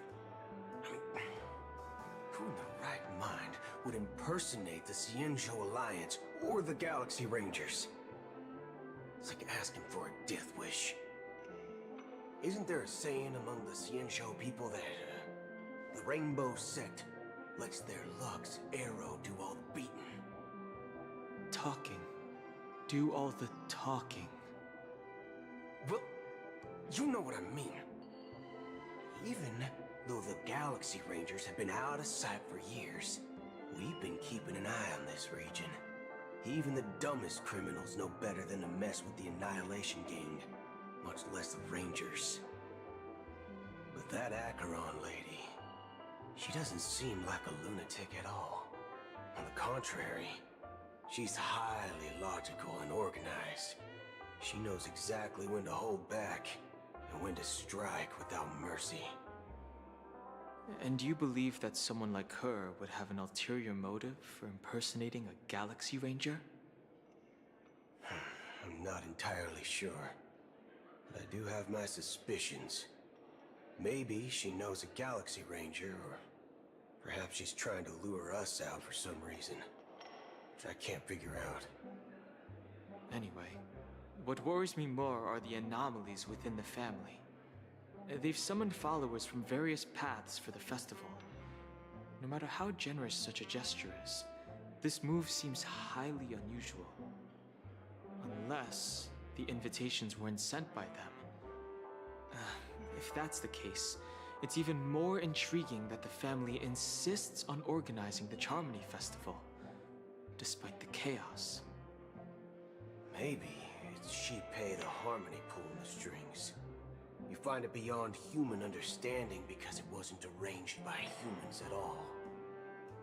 People do stupid things out of irrational impulses. They abandon their principles when self-interest is involved. They believe in things they know they shouldn't, and fudge, they even break their own rules. But Aeyons don't. They stick to their determined path and never turn back, even if they reach a dead end. You think Shipei's will is behind all this? It may not necessarily be Shipei. There's definitely some higher entity involved. I know it may sound pessimistic, but if human free will were reliable, why would we even need Galaxy Rangers? It's much simpler when you boil it down to the eons and paths. Like how Lon always follows the path of the hunt, or how the Express stays true to the Trailblaze despite Akavilli's disappearance. But in my opinion, Akavilli's fall holds significance for the Nameless. Oh, so you're saying the Nameless now have to take responsibility for their own choices because their absolutely right leader is gone? Exactly. I believe the purpose of the journey isn't just about following a path that's always considered absolutely right. It's more about doing your best to choose the right path for yourself among countless possibilities, even with limited insight and judgment. I don't know what you've been through, but I agree that people must take responsibility for their choices, because no one else can do it for them. That's why the Galaxy Rangers need to uncover the imposter and figure out her true intentions. Just in case. I have a backup plan if the Memo Keeper doesn't show up. This is my final backup plan. I promise.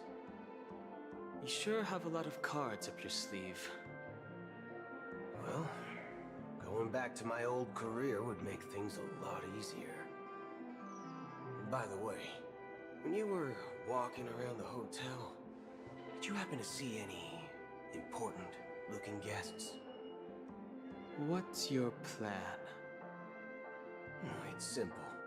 We just grab some hostages and use them as bargaining chips with the family. Or maybe we can even take their identities. No need for that. We'll return to the Express now. Wait. Are you getting scared? Draw your weapon. Let's make a big scene. Are you leaving, esteemed guests? Would you like to cancel that As Donna's White Oak you just ordered? Huh? As Donna's White Oak? But didn't you just say... Ha ha. Looks like you are a bit intoxicated, esteemed guests. You ordered a bottle of As Donna's White Oak just a moment ago. Looks like your Memo Keeper friend has finally arrived. Oh, right. Sorry, my memory's not the best. You know, too many modifications and all. Anyway, let me check. Well, fork me. It says Donna's White Oak, all right. And there's a note. I'll be waiting for you on the Astral Express. No mistake. That's her message to you. She knew the hotel wasn't safe, so she suggested we find another place. Well, looks like we took a detour, but now it's back to the Astral Express. So, what are we waiting for? Let's go.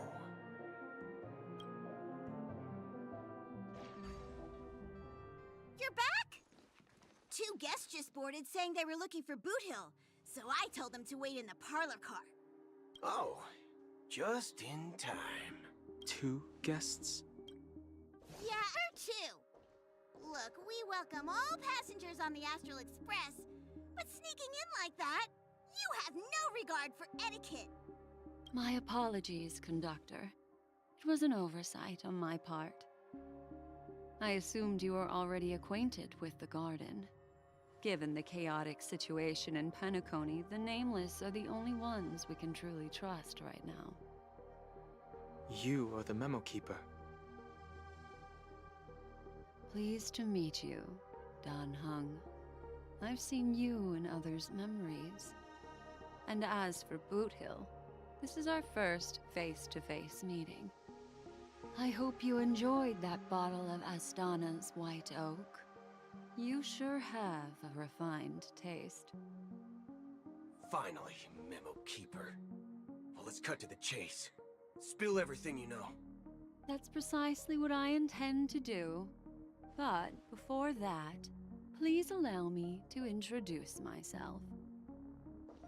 My name is Black Swan, and I serve the Garden of Recollection as a memo keeper.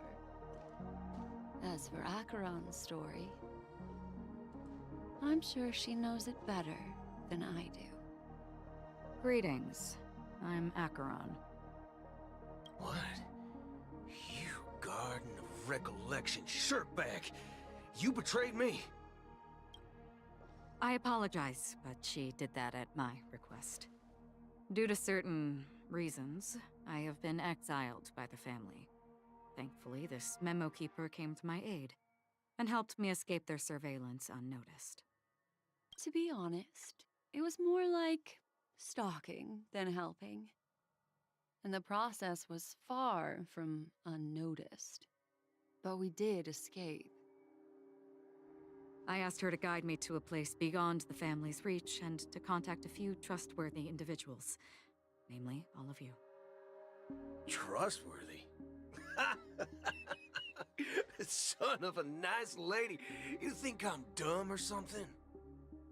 How about this? I'll put a few bullet holes in your head and see what secrets spill out. Then, we can talk about trust. It doesn't have to be like that. I'm willing to answer all your questions, but not right now. If my cover hadn't been blown, we might have had more time, but at the moment, we don't have any other options. No other options? What do you mean?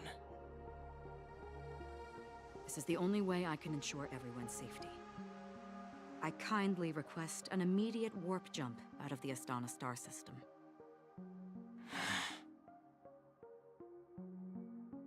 This passenger is requesting...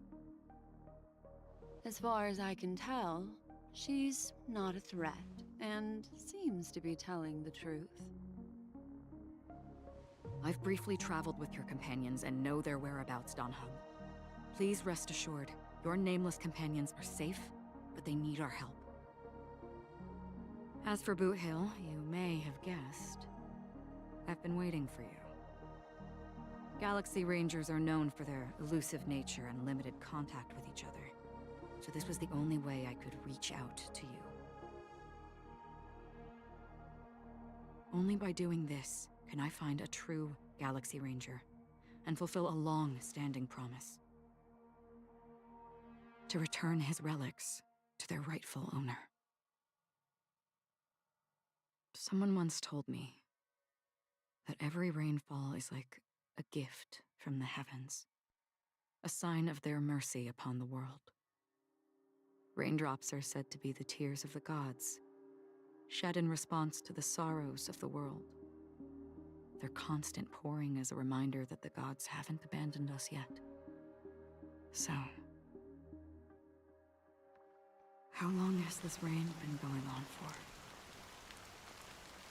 I used to believe, just like you, that it would eventually stop. Years and decades passed. And in the end, such hope faded away before the rain did. Looks like the god you mentioned doesn't exist after all.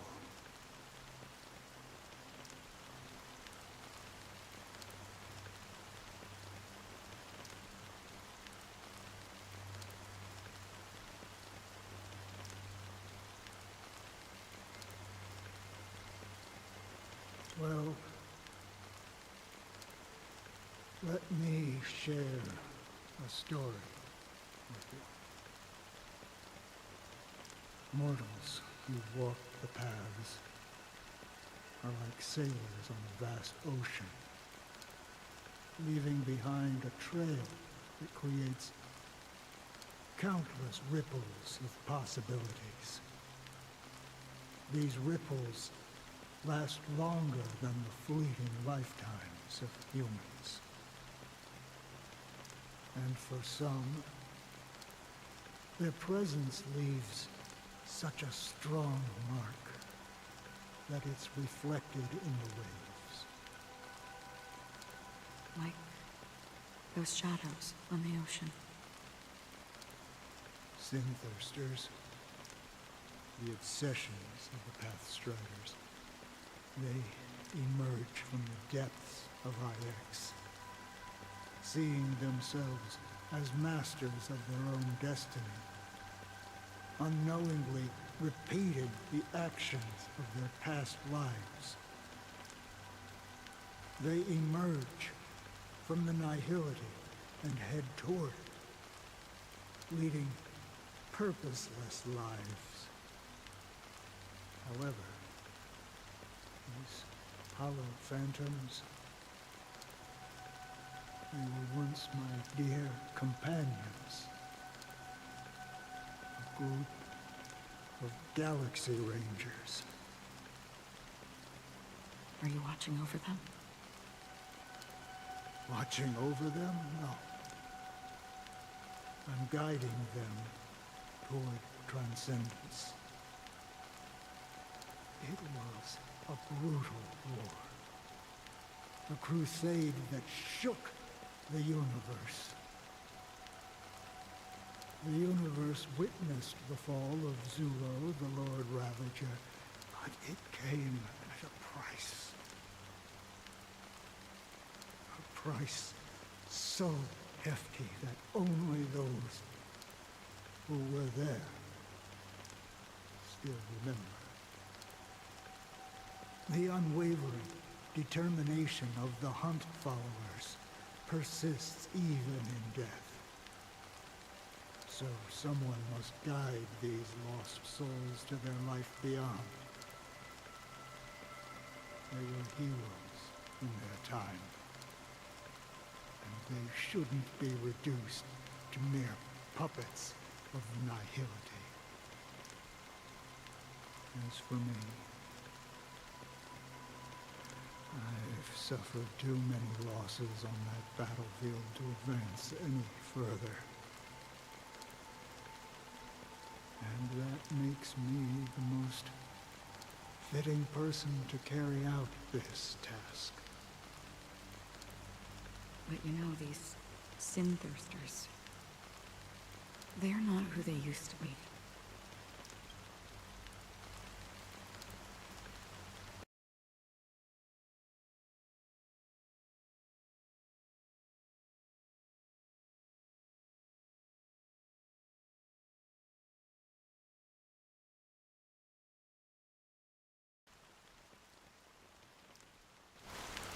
Does this seem pointless to you? Well, some tasks have to be done, even if they are pointless. I can help you.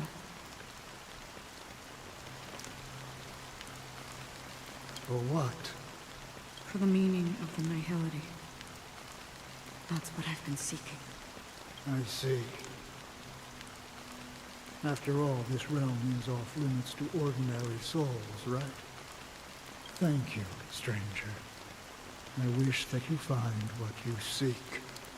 Before we part ways, I have one more question. It is true that their actions and even their entire lives may seem pointless from our perspective. But If, and it's just an if this is what the departed ones expected, should we try to change it? A good question. And a profound one. I don't know the answer. What I do know is that one day, I too will pass away. And when I bid farewell to this world, someone will stand at my grave and place a bouquet of flowers on it.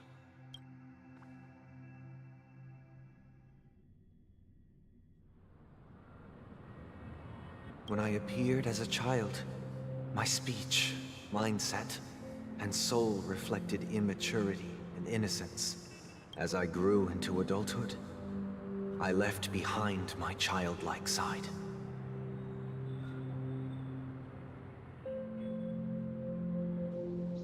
I humbly request your blessings, esteemed advocate of Shipe. Come to me, my kinship. I have sought their presence with us. As you wish. I have faithfully served the Alfalfa family for nearly a decade, promoting the path of the harmony to the best of my ability. However, I made a mistake yesterday.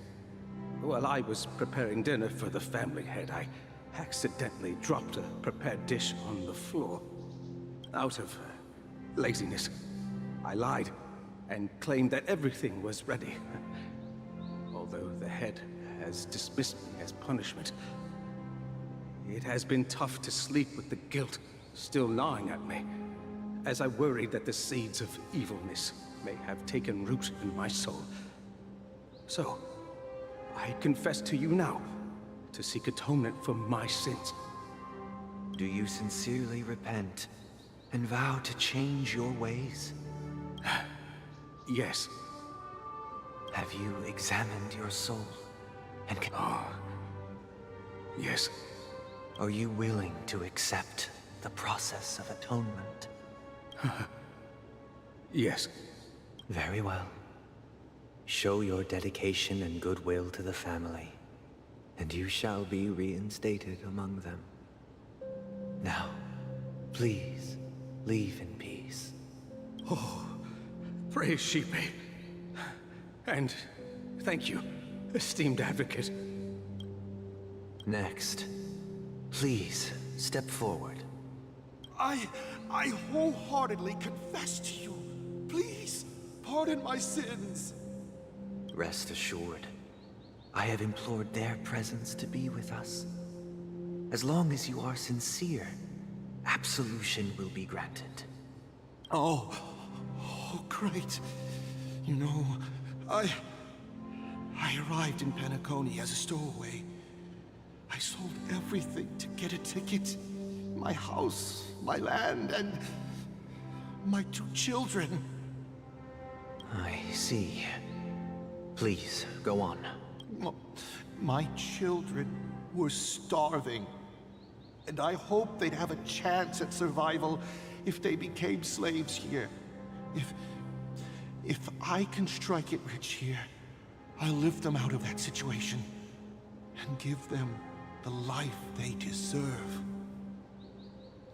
But the Bloodhound family got wind of it.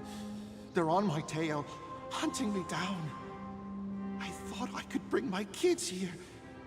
It was all my fault. All my fault.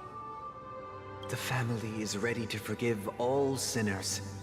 I'll ask the Bloodhound family to cease their pursuit. You don't need to live in fear anymore. Oh, thank you. Thank you. I'll work my hardest to redeem my children and make them part of the family. Praise the harmony! Next, please step forward. Hey! Long time no see, Mr. Sunday. The most esteemed individual in Penacony, and the next leader of the Oak family, right? I have sought their presence with us. Let us proceed. Sure. let's just get this over with. I have sinned, please forgive me. I wasted half a pizza at breakfast, and a bottle of Soul Glad. That's it. Nothing more. When we wrap this up, I've got a robo-ball game to catch, you know? Do you seek to atone for your sins through good deeds? My sins? Starting to sound like a saint, huh? Well, let me tell you something. Neither the family nor you have the right to judge me. You think nobody knows what your precious family has done? About the watchmaker? Huh? Don't kid yourself, Featherbrain. Those dream chasers might be fooled by your act, but don't fool yourself. Before you start spouting off your holy verses, answer me this. Where does the power of the Oak family come from? And your power? What makes you think you can sit there, all high and mighty, looking down on everyone else? Well, I've spent enough time in confession today to enter the Harmony's paradise, right? Then I'll take my leave.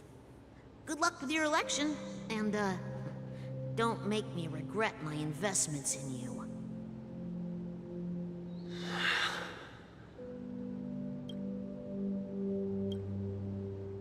Oh, revered triple-faced soul, hear my doubts. Who can judge the strong when their power hides their crimes? Who can vouch for the weak when they will pay any price to survive? Who can comfort the purest souls when even they get led astray?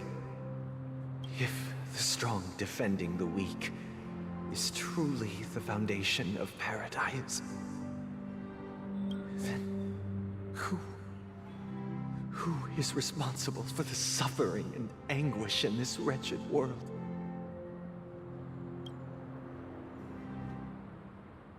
Brother? Brother? Brother, are you all right? I'm fine. I've been working long hours, and I just made a trip to Dreamflux Reef and back. So, I'm a bit out of sorts. But it'll all be over before we know it. You've been working non-stop on the Charmony Festival, Mr. Sunday, and no one could have predicted this incident. Even if the Stellaron does pose a grave threat, I still feel sorry for all the trouble we've caused you. No need to worry about troubling anyone. The Charmony Festival was meant to spread joy and harmony across the cosmos. But now that we know the truth, I'm afraid we'll have to cancel it. It has always been our wish to make everyone happy, so... we'll do our best to explain everything to the Dream Master. I'm sure he'll understand. Even if the negotiation does not go smoothly, I'll refuse to go on stage. Without the Chord Master, the Harmonious Choir would not arrive, and the Charmony Festival would be just a grand performance, and nothing more. I'm relieved to see your determination. You know, since arriving in Penacony, we haven't had any contact with this Dream Master himself. I'd heard of the heads of the 5 major lineages, but the Dream Master is a mystery to me.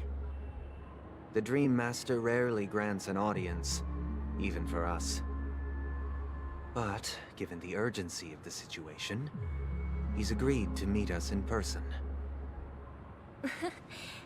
Perhaps you'll be the first guest to meet the Dream Master in years, Mr. Yang. Let's hope we can reach a consensus that satisfies everyone. Indeed. Let us hope so. It's about time. We'll have to get ready for the meeting. I apologize for any inconvenience caused by the urgency. Don't worry. I'll be waiting here. Dear, it's Mr. Sunday! Hey, come over here! Looks like someone needs help. Let's go check it out.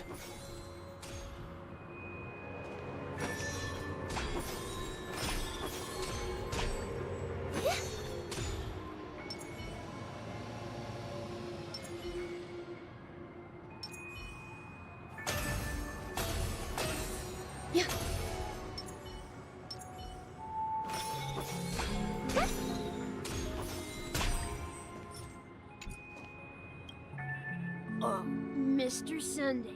Hey there! Okay, see the moon in the sky? It's about the size of the cap on my Soul Glad bottle.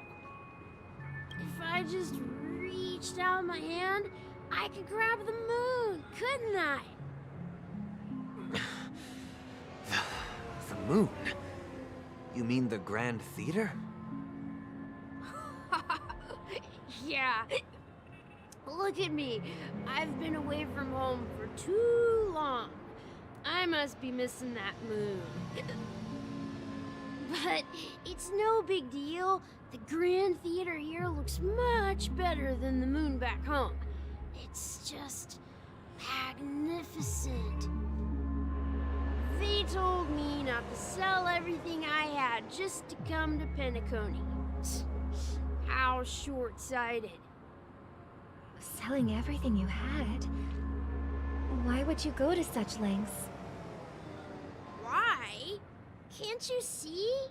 Life back home is miserable. It's not really living at all. It's better to be here at Penacony. No pain, no worries about tomorrow, just sweet dreams. You can do whatever you want. That's what I call living. Yeah, now this is the life. Is this truly living? Huh? What did you say, young lady? I didn't quite catch that. Oh, it's nothing, sir. You see, the traffic on Glock's Avenue can be dangerous. How about I ask a Bloodhound family member to escort you to Ideen Park over there, so you can continue enjoying your sweet dream? Oh, yeah, that's a great idea. Wow, no wonder you were the leader of this sweet dream. You're totally a lifesaver. See you around, Mr. Sunday, and it was nice chatting with you.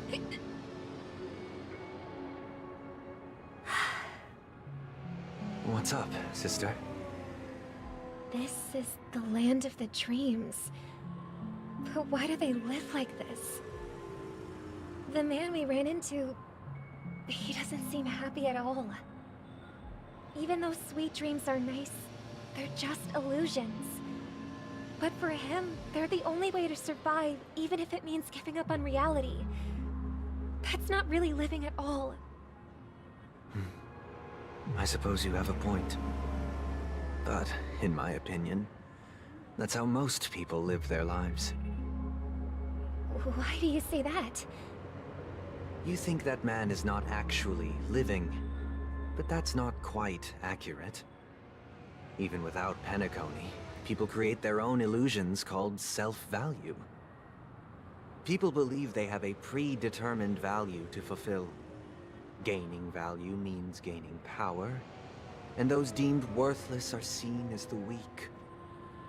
However, value doesn't come out of thin air, and there's a limit to it. To accumulate value, people have to take from others. So, the weak get exploited and oppressed. Are you suggesting that this is not how things should be? Exactly. But, ironically, people don't think there's anything wrong with it, because they uphold the illusory notion of self-value, and even the weak believe in it. The survival of the fittest. That's where all the tragedies in the world come from. People come to the sweet dream in Penacony to escape from that reality and find solace. No tragedies exist here, only happiness, although in its nascent form. Isn't that the same paradise we yearn for in our dreams? Perhaps that man is just an exception. Let's not jump to conclusions. We should experience the dreamscape ourselves. Just as I did at Dreamflux Reef. Yes. Seeing is believing.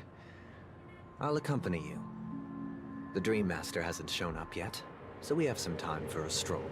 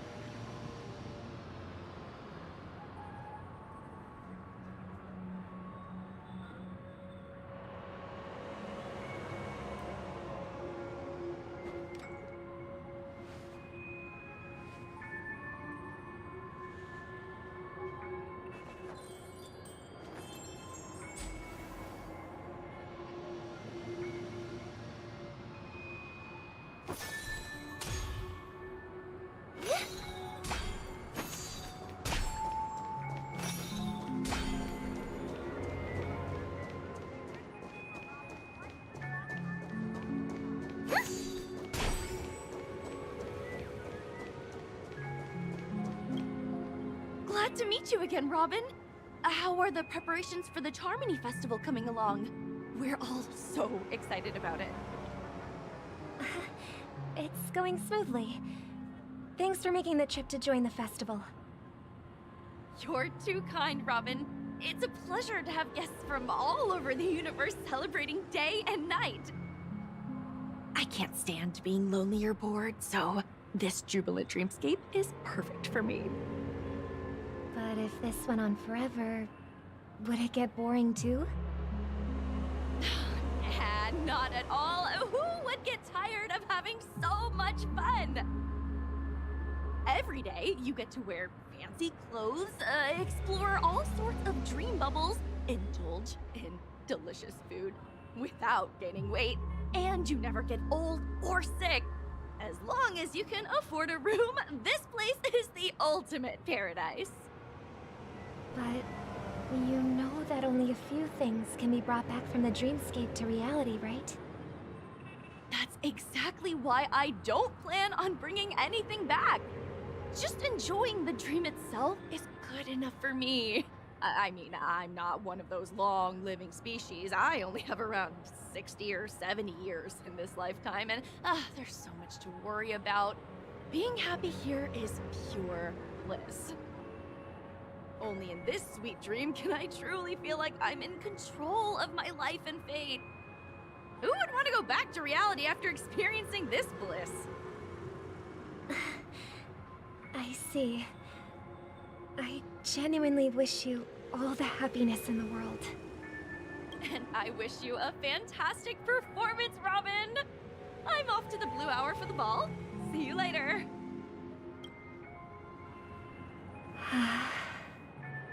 Seems like that guest's perspective didn't resonate with you either. She had a valid point, and I could sense her genuine happiness. It's just that... What you're trying to say is, she thinks she's in control of her life. But in reality, she's just escaping from reality and seeking solace in this sweet dream. Once she steps out of this sanctuary, everything will be lost. Well, she did make mention of being able to afford a room, didn't she? However, the paradise in our dreams, it doesn't have to end. No, and the paradise we yearn for shouldn't be just a fleeting dream either.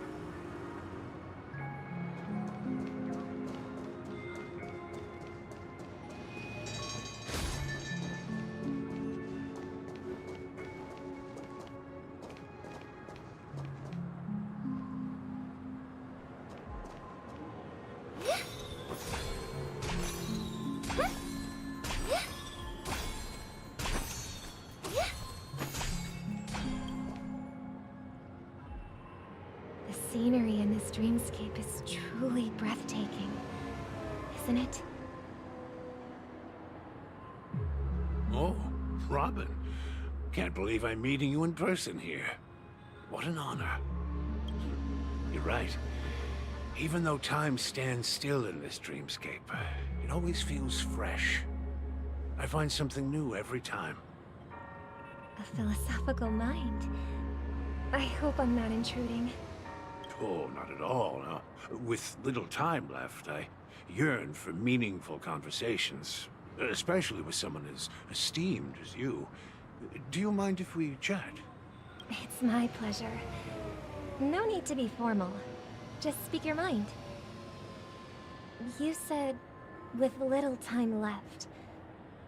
Please, forgive me for being blunt. But is that why you came to Penacony?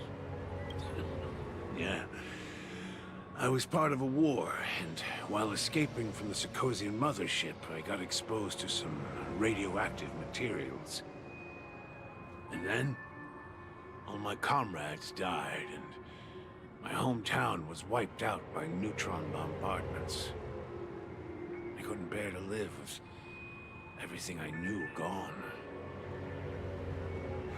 That's when I heard about a possible solution here, so I came. How heart-wrenching. I hope the family has been able to help you. They have, and I'm truly grateful for that.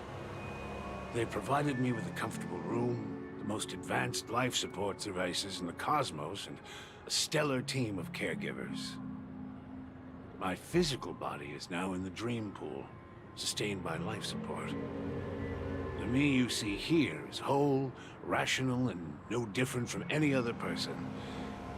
But I can't say the same for the me in the hotel room. My true appearance. No. I hope you never have to witness it, Robin.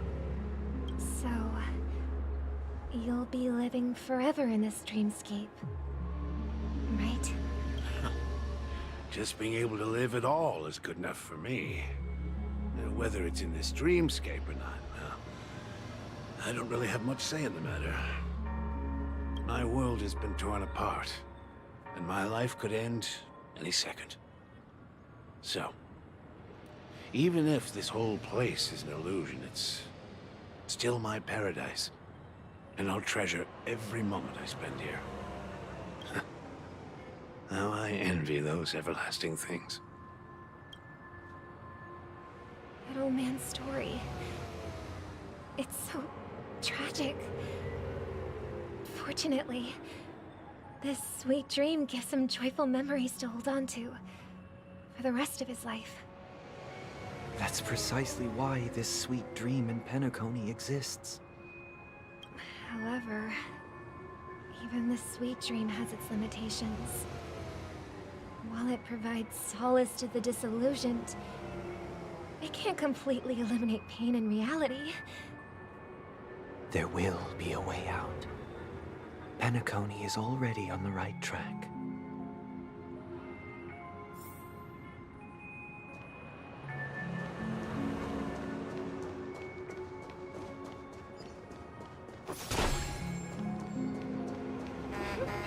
Look what we have here.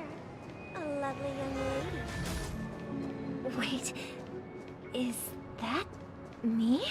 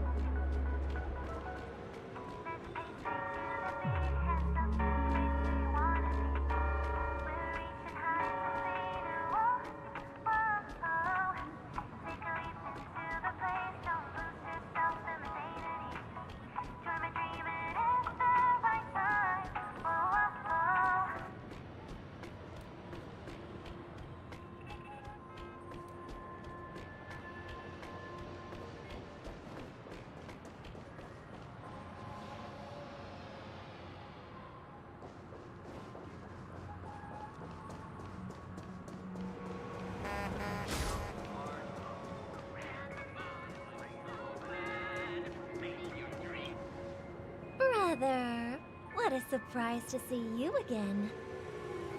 Show yourself. Your trick won't work on us. I've heard that a skilled mass fool received an invitation too. That must be you, right? Did you enjoy yourself? Barely. The people here are way too gullible. A little bait is all it takes for them to bite. And they run away at the slightest hint of danger. In other words, they're naive and cowardly. Now that you've had your fill, it'd be wise to leave before it's too late. The music of the Harmony doesn't tolerate discord. What? Now that you have the real Robin, I'm useless? Oh, how disheartening. I've done so much for the family. You should be thanking me, because if it weren't for me cleaning up this mess, Penacony would still be in shambles. Don't you think? That was a personal request from the head of the Iris family, and it has nothing to do with us. Step aside and stop causing trouble for the Charmony Festival. The Charmony Festival? You think you can scare me? You think I have no idea what you're planning? I don't care what you're thinking, Chicken Wing Boy. But I'm pretty sure our lovely Robin won't be appearing on stage. After all, you're well aware of what a sorry state this dreamscape is in under the banner of Harmony. Penacony, the land of the dreams. Is this truly the paradise you desire? Stop it. What's the rush, Chicken Wing Boy? Did I get to you? Our paradise is none of your concern, masked fool. Leave now, or the family won't tolerate you anymore. All right. I'll go. But Robin, I suggest you seriously consider this. Do you really believe those living in dreams can escape pain and find true happiness? Well, I've done my part, and now I'm simply waiting for the fireworks to begin. Here, the last 2 gifts for both of you. And don't lose them. If by some unfortunate chance the Charmony Festival starts against all odds, remember to use them during the show. And it'll be thrilling. Bang! I heard a raven cawing in the distance. It seems the Dream Master will arrive soon.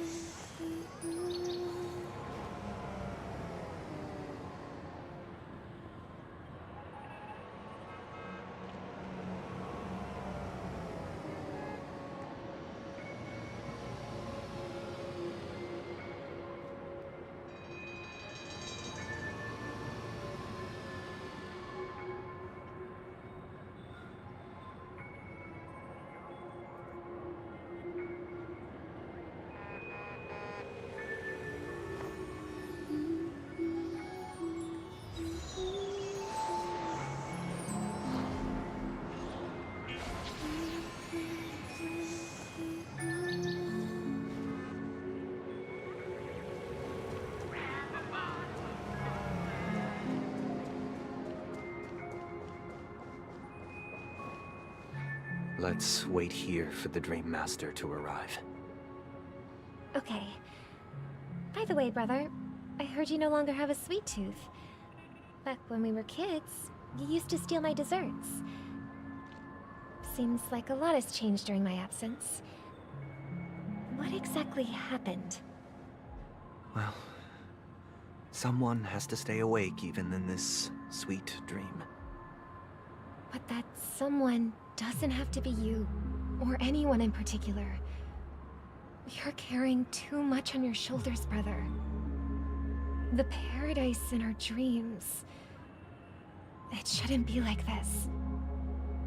Penacony is nothing more than a dream. It can't erase the worries and pain of reality, or bring true happiness. It only offers an escape from reality. Nothing more. Remember the old man we met earlier? Without this dream, he might have completely lost himself. That might be true, but even without Penacony, he could have chosen another path. As far as I know, the Intelligentsia Guild has been promoting their rehabilitation techniques for a long time now. That path may have been more ordinary and challenging, but now he is receiving hospice care in a comatose state, and his fate is sealed. Is Penacony granting these people a future? Or is it taking it away from them? Well, don't forget this. Not everyone really has a future. The future for humanity is like the sky for birds. People mistakenly believe that flight is inherent to birds because they've never witnessed those birds crashing to their death. Do you remember how we took in that little Charmony dove when we were young? Yeah. We took care of it. Provided food and water, groomed its feathers. And later, when I decided to leave Penacony, I opened the cage and set it free. Well, I didn't mention what happened to it in my letters because I didn't want to upset you. Shortly after you left, it crashed to its death right in front of your window. I had surmised as much. I knew you wouldn't have avoided mentioning the bird for no reason. Despite that unfortunate outcome, I still believe it was the right decision. Birds aren't meant to spend their lives in cages. They belong in the sky, even if they can't fly. But here's the thing.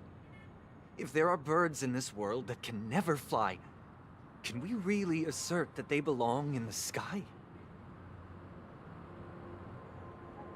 Are you implying that the same goes for humans too? Let's take the Astral Express as an example.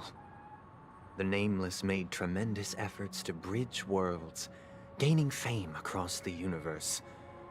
However, only a few extraordinary individuals can endure such a perilous journey.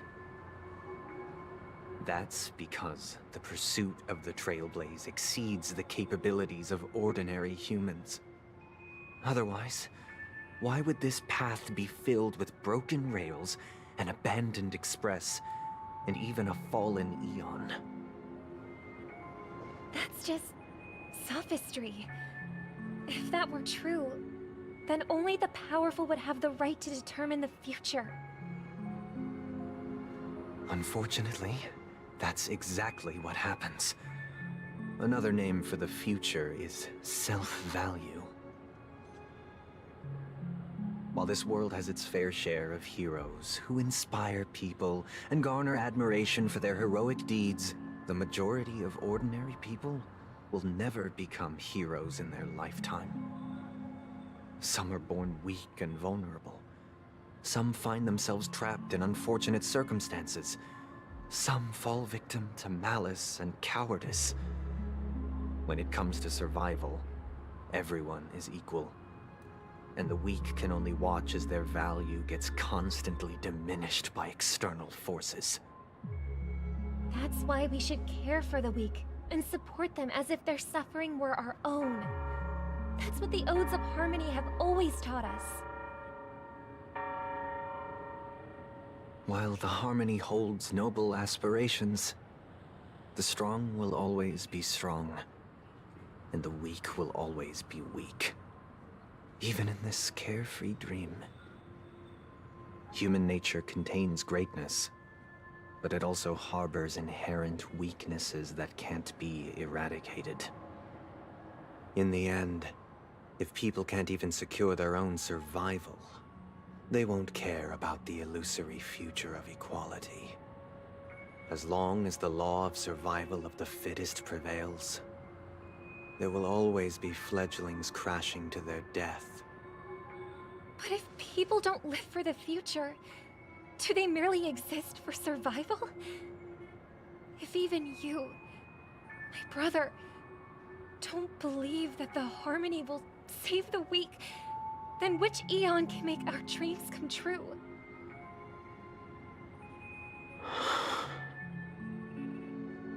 People often forget that when the first bird took flight, the entire world envisioned a future where no more fledglings would ever crash to their death. Are you reading, sister? What are you reading? Mr. Gopherwood gave me a picture book. It's about the story of the harmonic strings.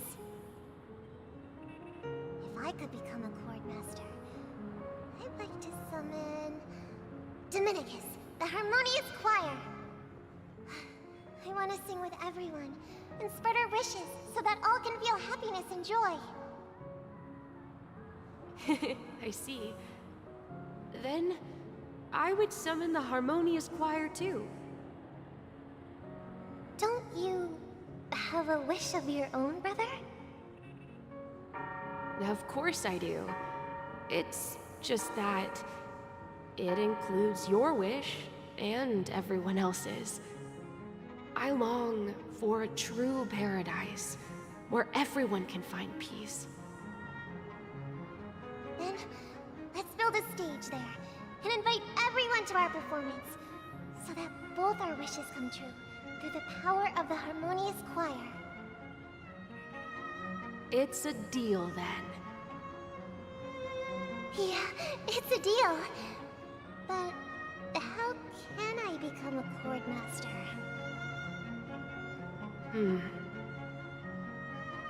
Maybe you will have to become a star first.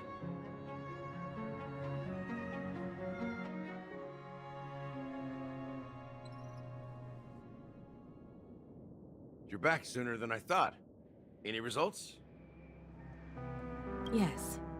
And now, it's up to us to forge ahead. Since he's already carried out his last wish, my final mission is complete. But pardon me if I sound curt. It's good to have determination. The path Mikhail left for you is not an easy one to tread. Why else would he have chosen to sleep in solitude, staking everything on some nameless in the future? But you have the numbers. And in numbers comes strength. So that might just delay your inevitable a little more. Got any more encouraging words? As I see it, relying on Welt's negotiations alone is far from enough. Regardless of whether the other party will be compliant, negotiating simply allows us to meet them as equals, and won't grant us an upper hand. Penacony is our rival's home turf, and we already have very few chips left to play with. Rather than idly sit around while the family's got us blocked off, an offensive approach might be a wiser course of action. We're more familiar with the Stellaron's properties than most, and since it's the key to stabilizing the sweet dream, it's vital to the family's interests. By attacking their core interests, they're bound to retaliate hastily. And as the saying goes, haste makes waste. That's right. As long as we pose a threat to the Stellaron, either with words or otherwise, we have a chance at gaining the upper hand. But the problem is, on the eve of the Charmony Festival opening, how exactly are we going to get close to the theater? Family security will be airtight, and if we brute force it, even if we succeed, it's too risky. So, no one's gonna say anything? Then I'll raise my hand. I know the answer to this question.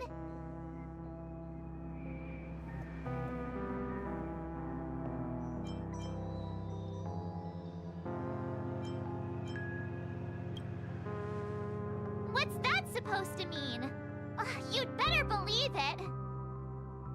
So, I heard that before the Charmony Festival begins, there'll be a pageant to kick off the festival. It's called the Soul Glad TM Festivity Auditions, or something, and it's going to be held in the moment of Scorch Sand.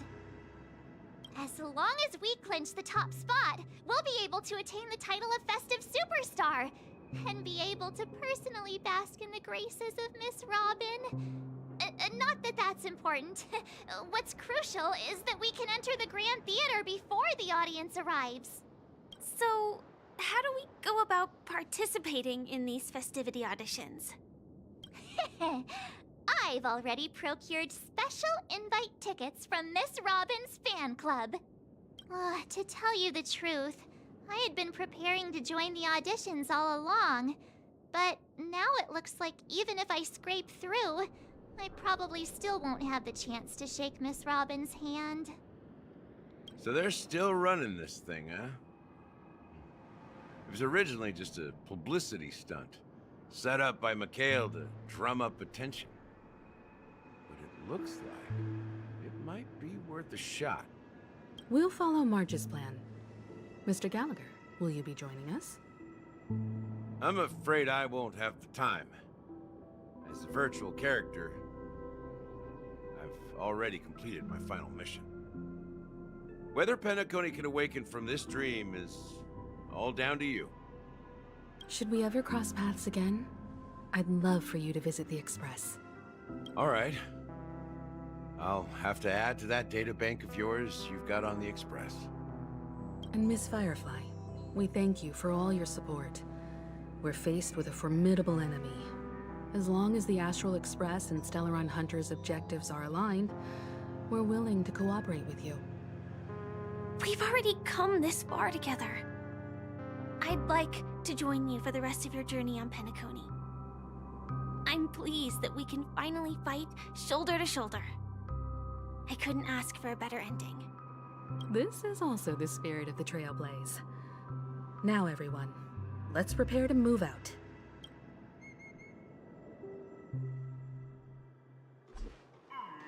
Ladies and gentlemen, welcome to Scorch Sand Hall. This is where challengers thrive and dream chasers shine, all under the watchful eye of the entire universe. If you have ambition, dreams, and the drive, dear friend, the next superstar of Penacony's Charmony Festival could be you. Oh, wow, they've really outdone themselves. Oh, I'm starting to get excited. Behold, here come 4 friends with spirits high and full of steel. Are you aspiring to be the superstars of the festival? Is he talking about us? Yes, you! There's no doubt about it. I see you have all the potential of a superstar in you. Excuse me, you four. What are you hoping to get out of all this? As the last group of contestants, how confident are you in overcoming all of the challenges? Would you be open to a brief exclusive interview with us? It'll be quick. Your journey is long and fraught with peril, yet under a sky blanketed by banners, you vie for the crown. The sword and rose! Protect the beauty! The beauty, the beauty! Magnificent and majestic! A knight's head is hard as steel. Brother Lance's focus is stubborn as a heel. We don't all have to be winners, but if we don't have fun, we'd all be sinners. People are pouring in. Kinda feels like all sorts of baddies are showing up. Let's get in there quickly and enter the competition. Ladies and gentlemen, please, make way. Make way. Coming towards us now is one of Penacony's top 10 wealthiest tycoons, and the soul-glad business empire's founder, Mr. Ayon. Allow me to introduce myself. I'm the director of Soulglad's factory, Ayon Lena. My four friends, introduce yourselves to the audience across the cosmos. Hello, everybody. I'm Himiko, a nameless from the Astral Express, and these are my companions. Don't you guys need to hide your identities? Can't hide it anyways. Penacony is plastered with our posters. And because the Astral Express is so well known, the family won't dare to make any rash moves.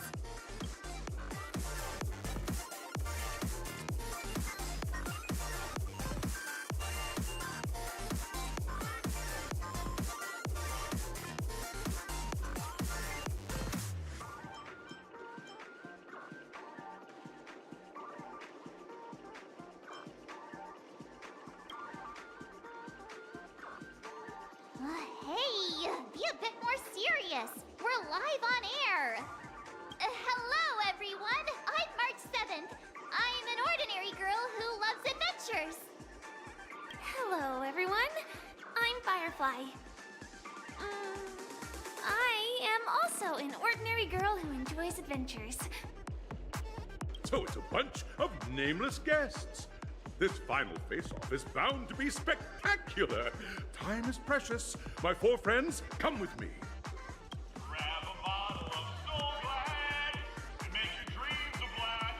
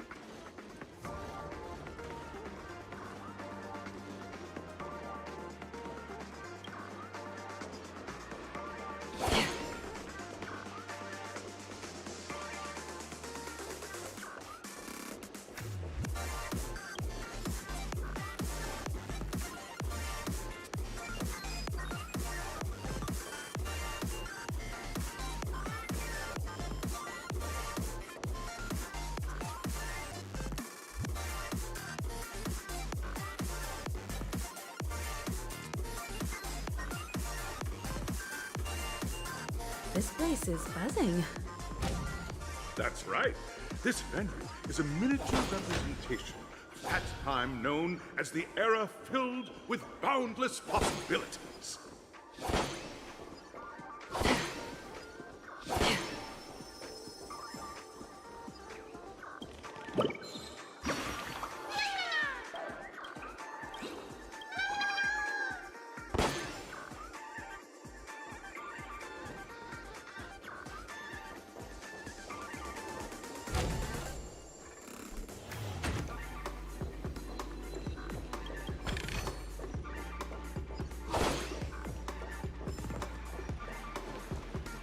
Grab a bottle of Soul Glad and make your dreams a blast.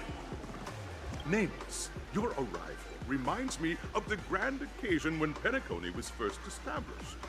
I was still a young, bright-eyed lad back then, lured here by the watchmaker's ads, full of zeal and ready to make my first fortune in life.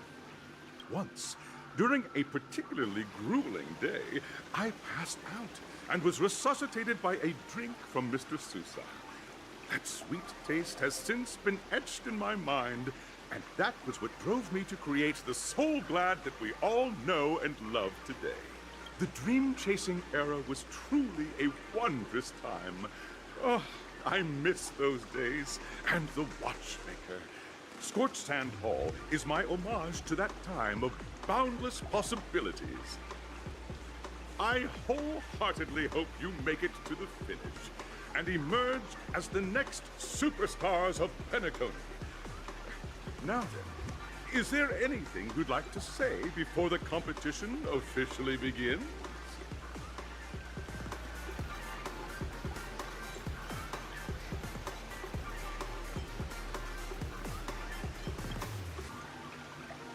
Haha! That's the trailblazing spirit.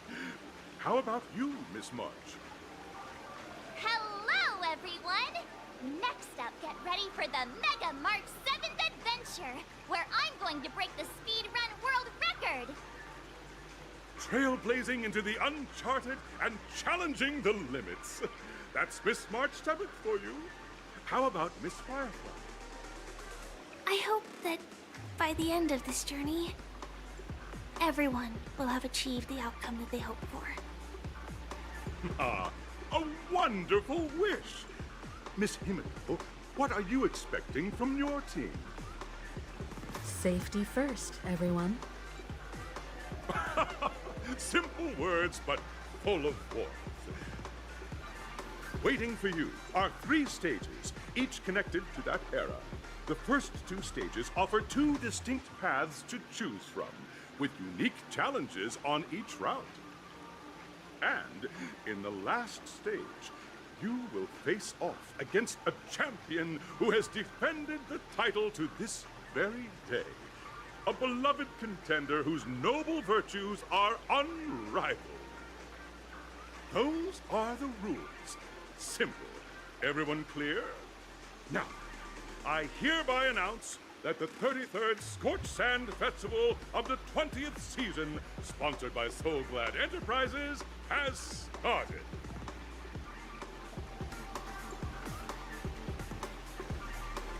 Everyone, as the Charmony Festival is drawing closer, we must reach the end as quickly as possible. Factoring in efficiency and safety, splitting up into 2 groups is the best choice.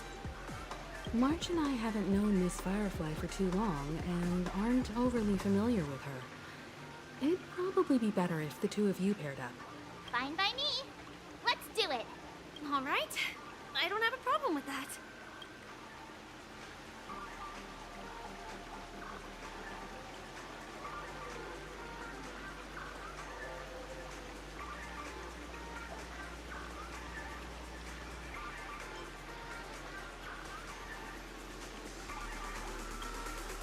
We'll split into the assigned groups then. Let's not waste time.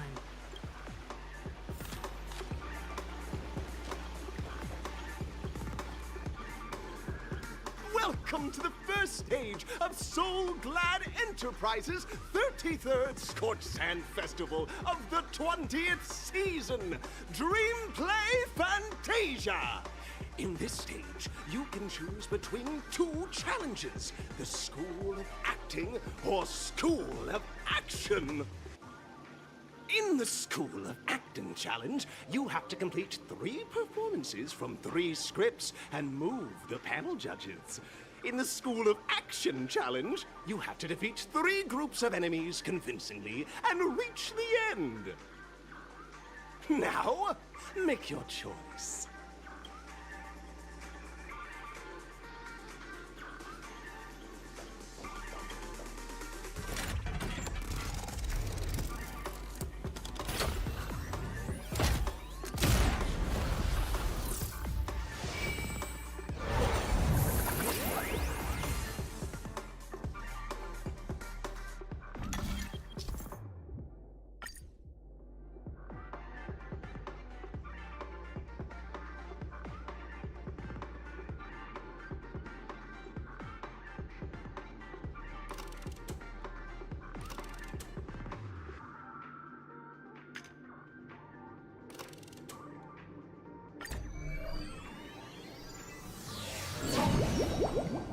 The champion's crown awaits you on the stage.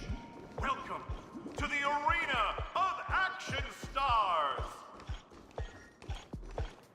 Competitors, allow me to introduce the rules of this challenge to you. There are a total of 3 stages up ahead, each with their own challenges.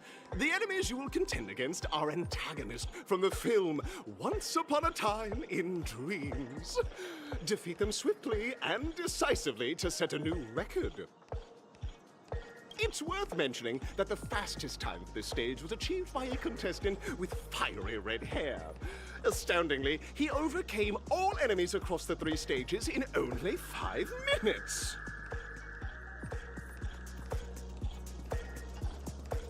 Time is of the essence. Let's make this quick.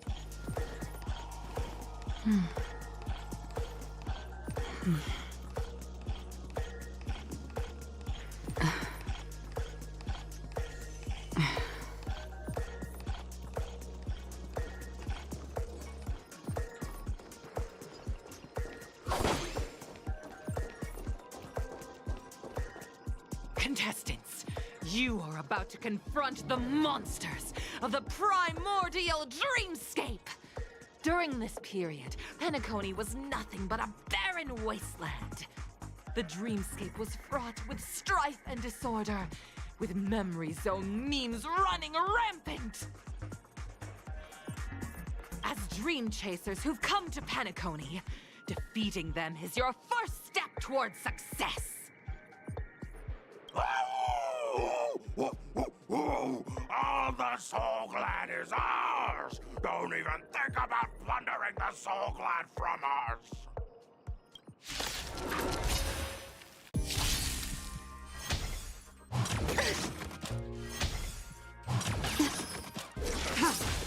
Ill tidings manifest. Existence is unity.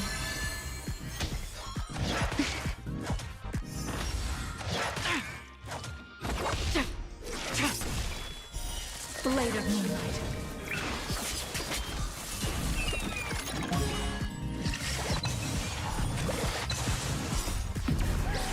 In lunar flame.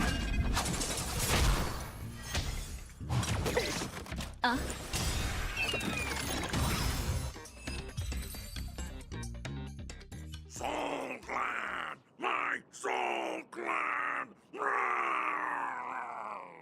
Pretty simple. I just hope these tests don't take too long.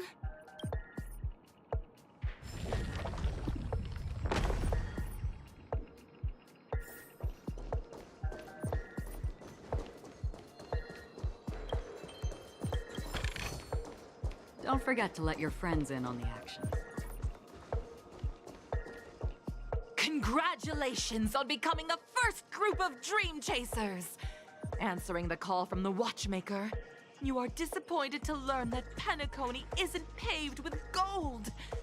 Resigned to your current plight, you start from the hierarchical dredges, biding your time for a chance at success. Just as you're about to give up, a downpour sparks a business idea. You enter the umbrella business! But just as things are looking up, you encounter a competitor. Defeat them and emerge victorious from this trade war. Why is our opponent so glad? Because this is Soul Glad Enterprises' 33rd festivity auditions of the 20th season! Isn't this just product placement? To safeguard the integrity of Soul Glad, I will soar high into the sky and become its shiniest star. Whoosh!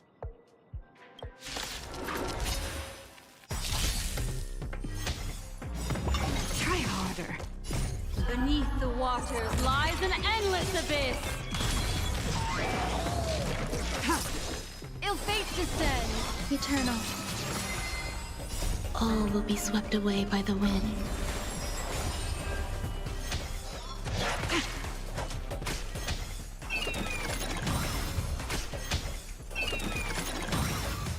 Still waters of oblivion.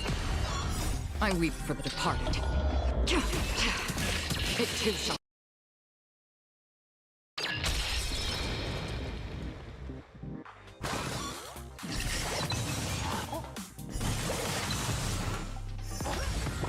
Enjoying yourself?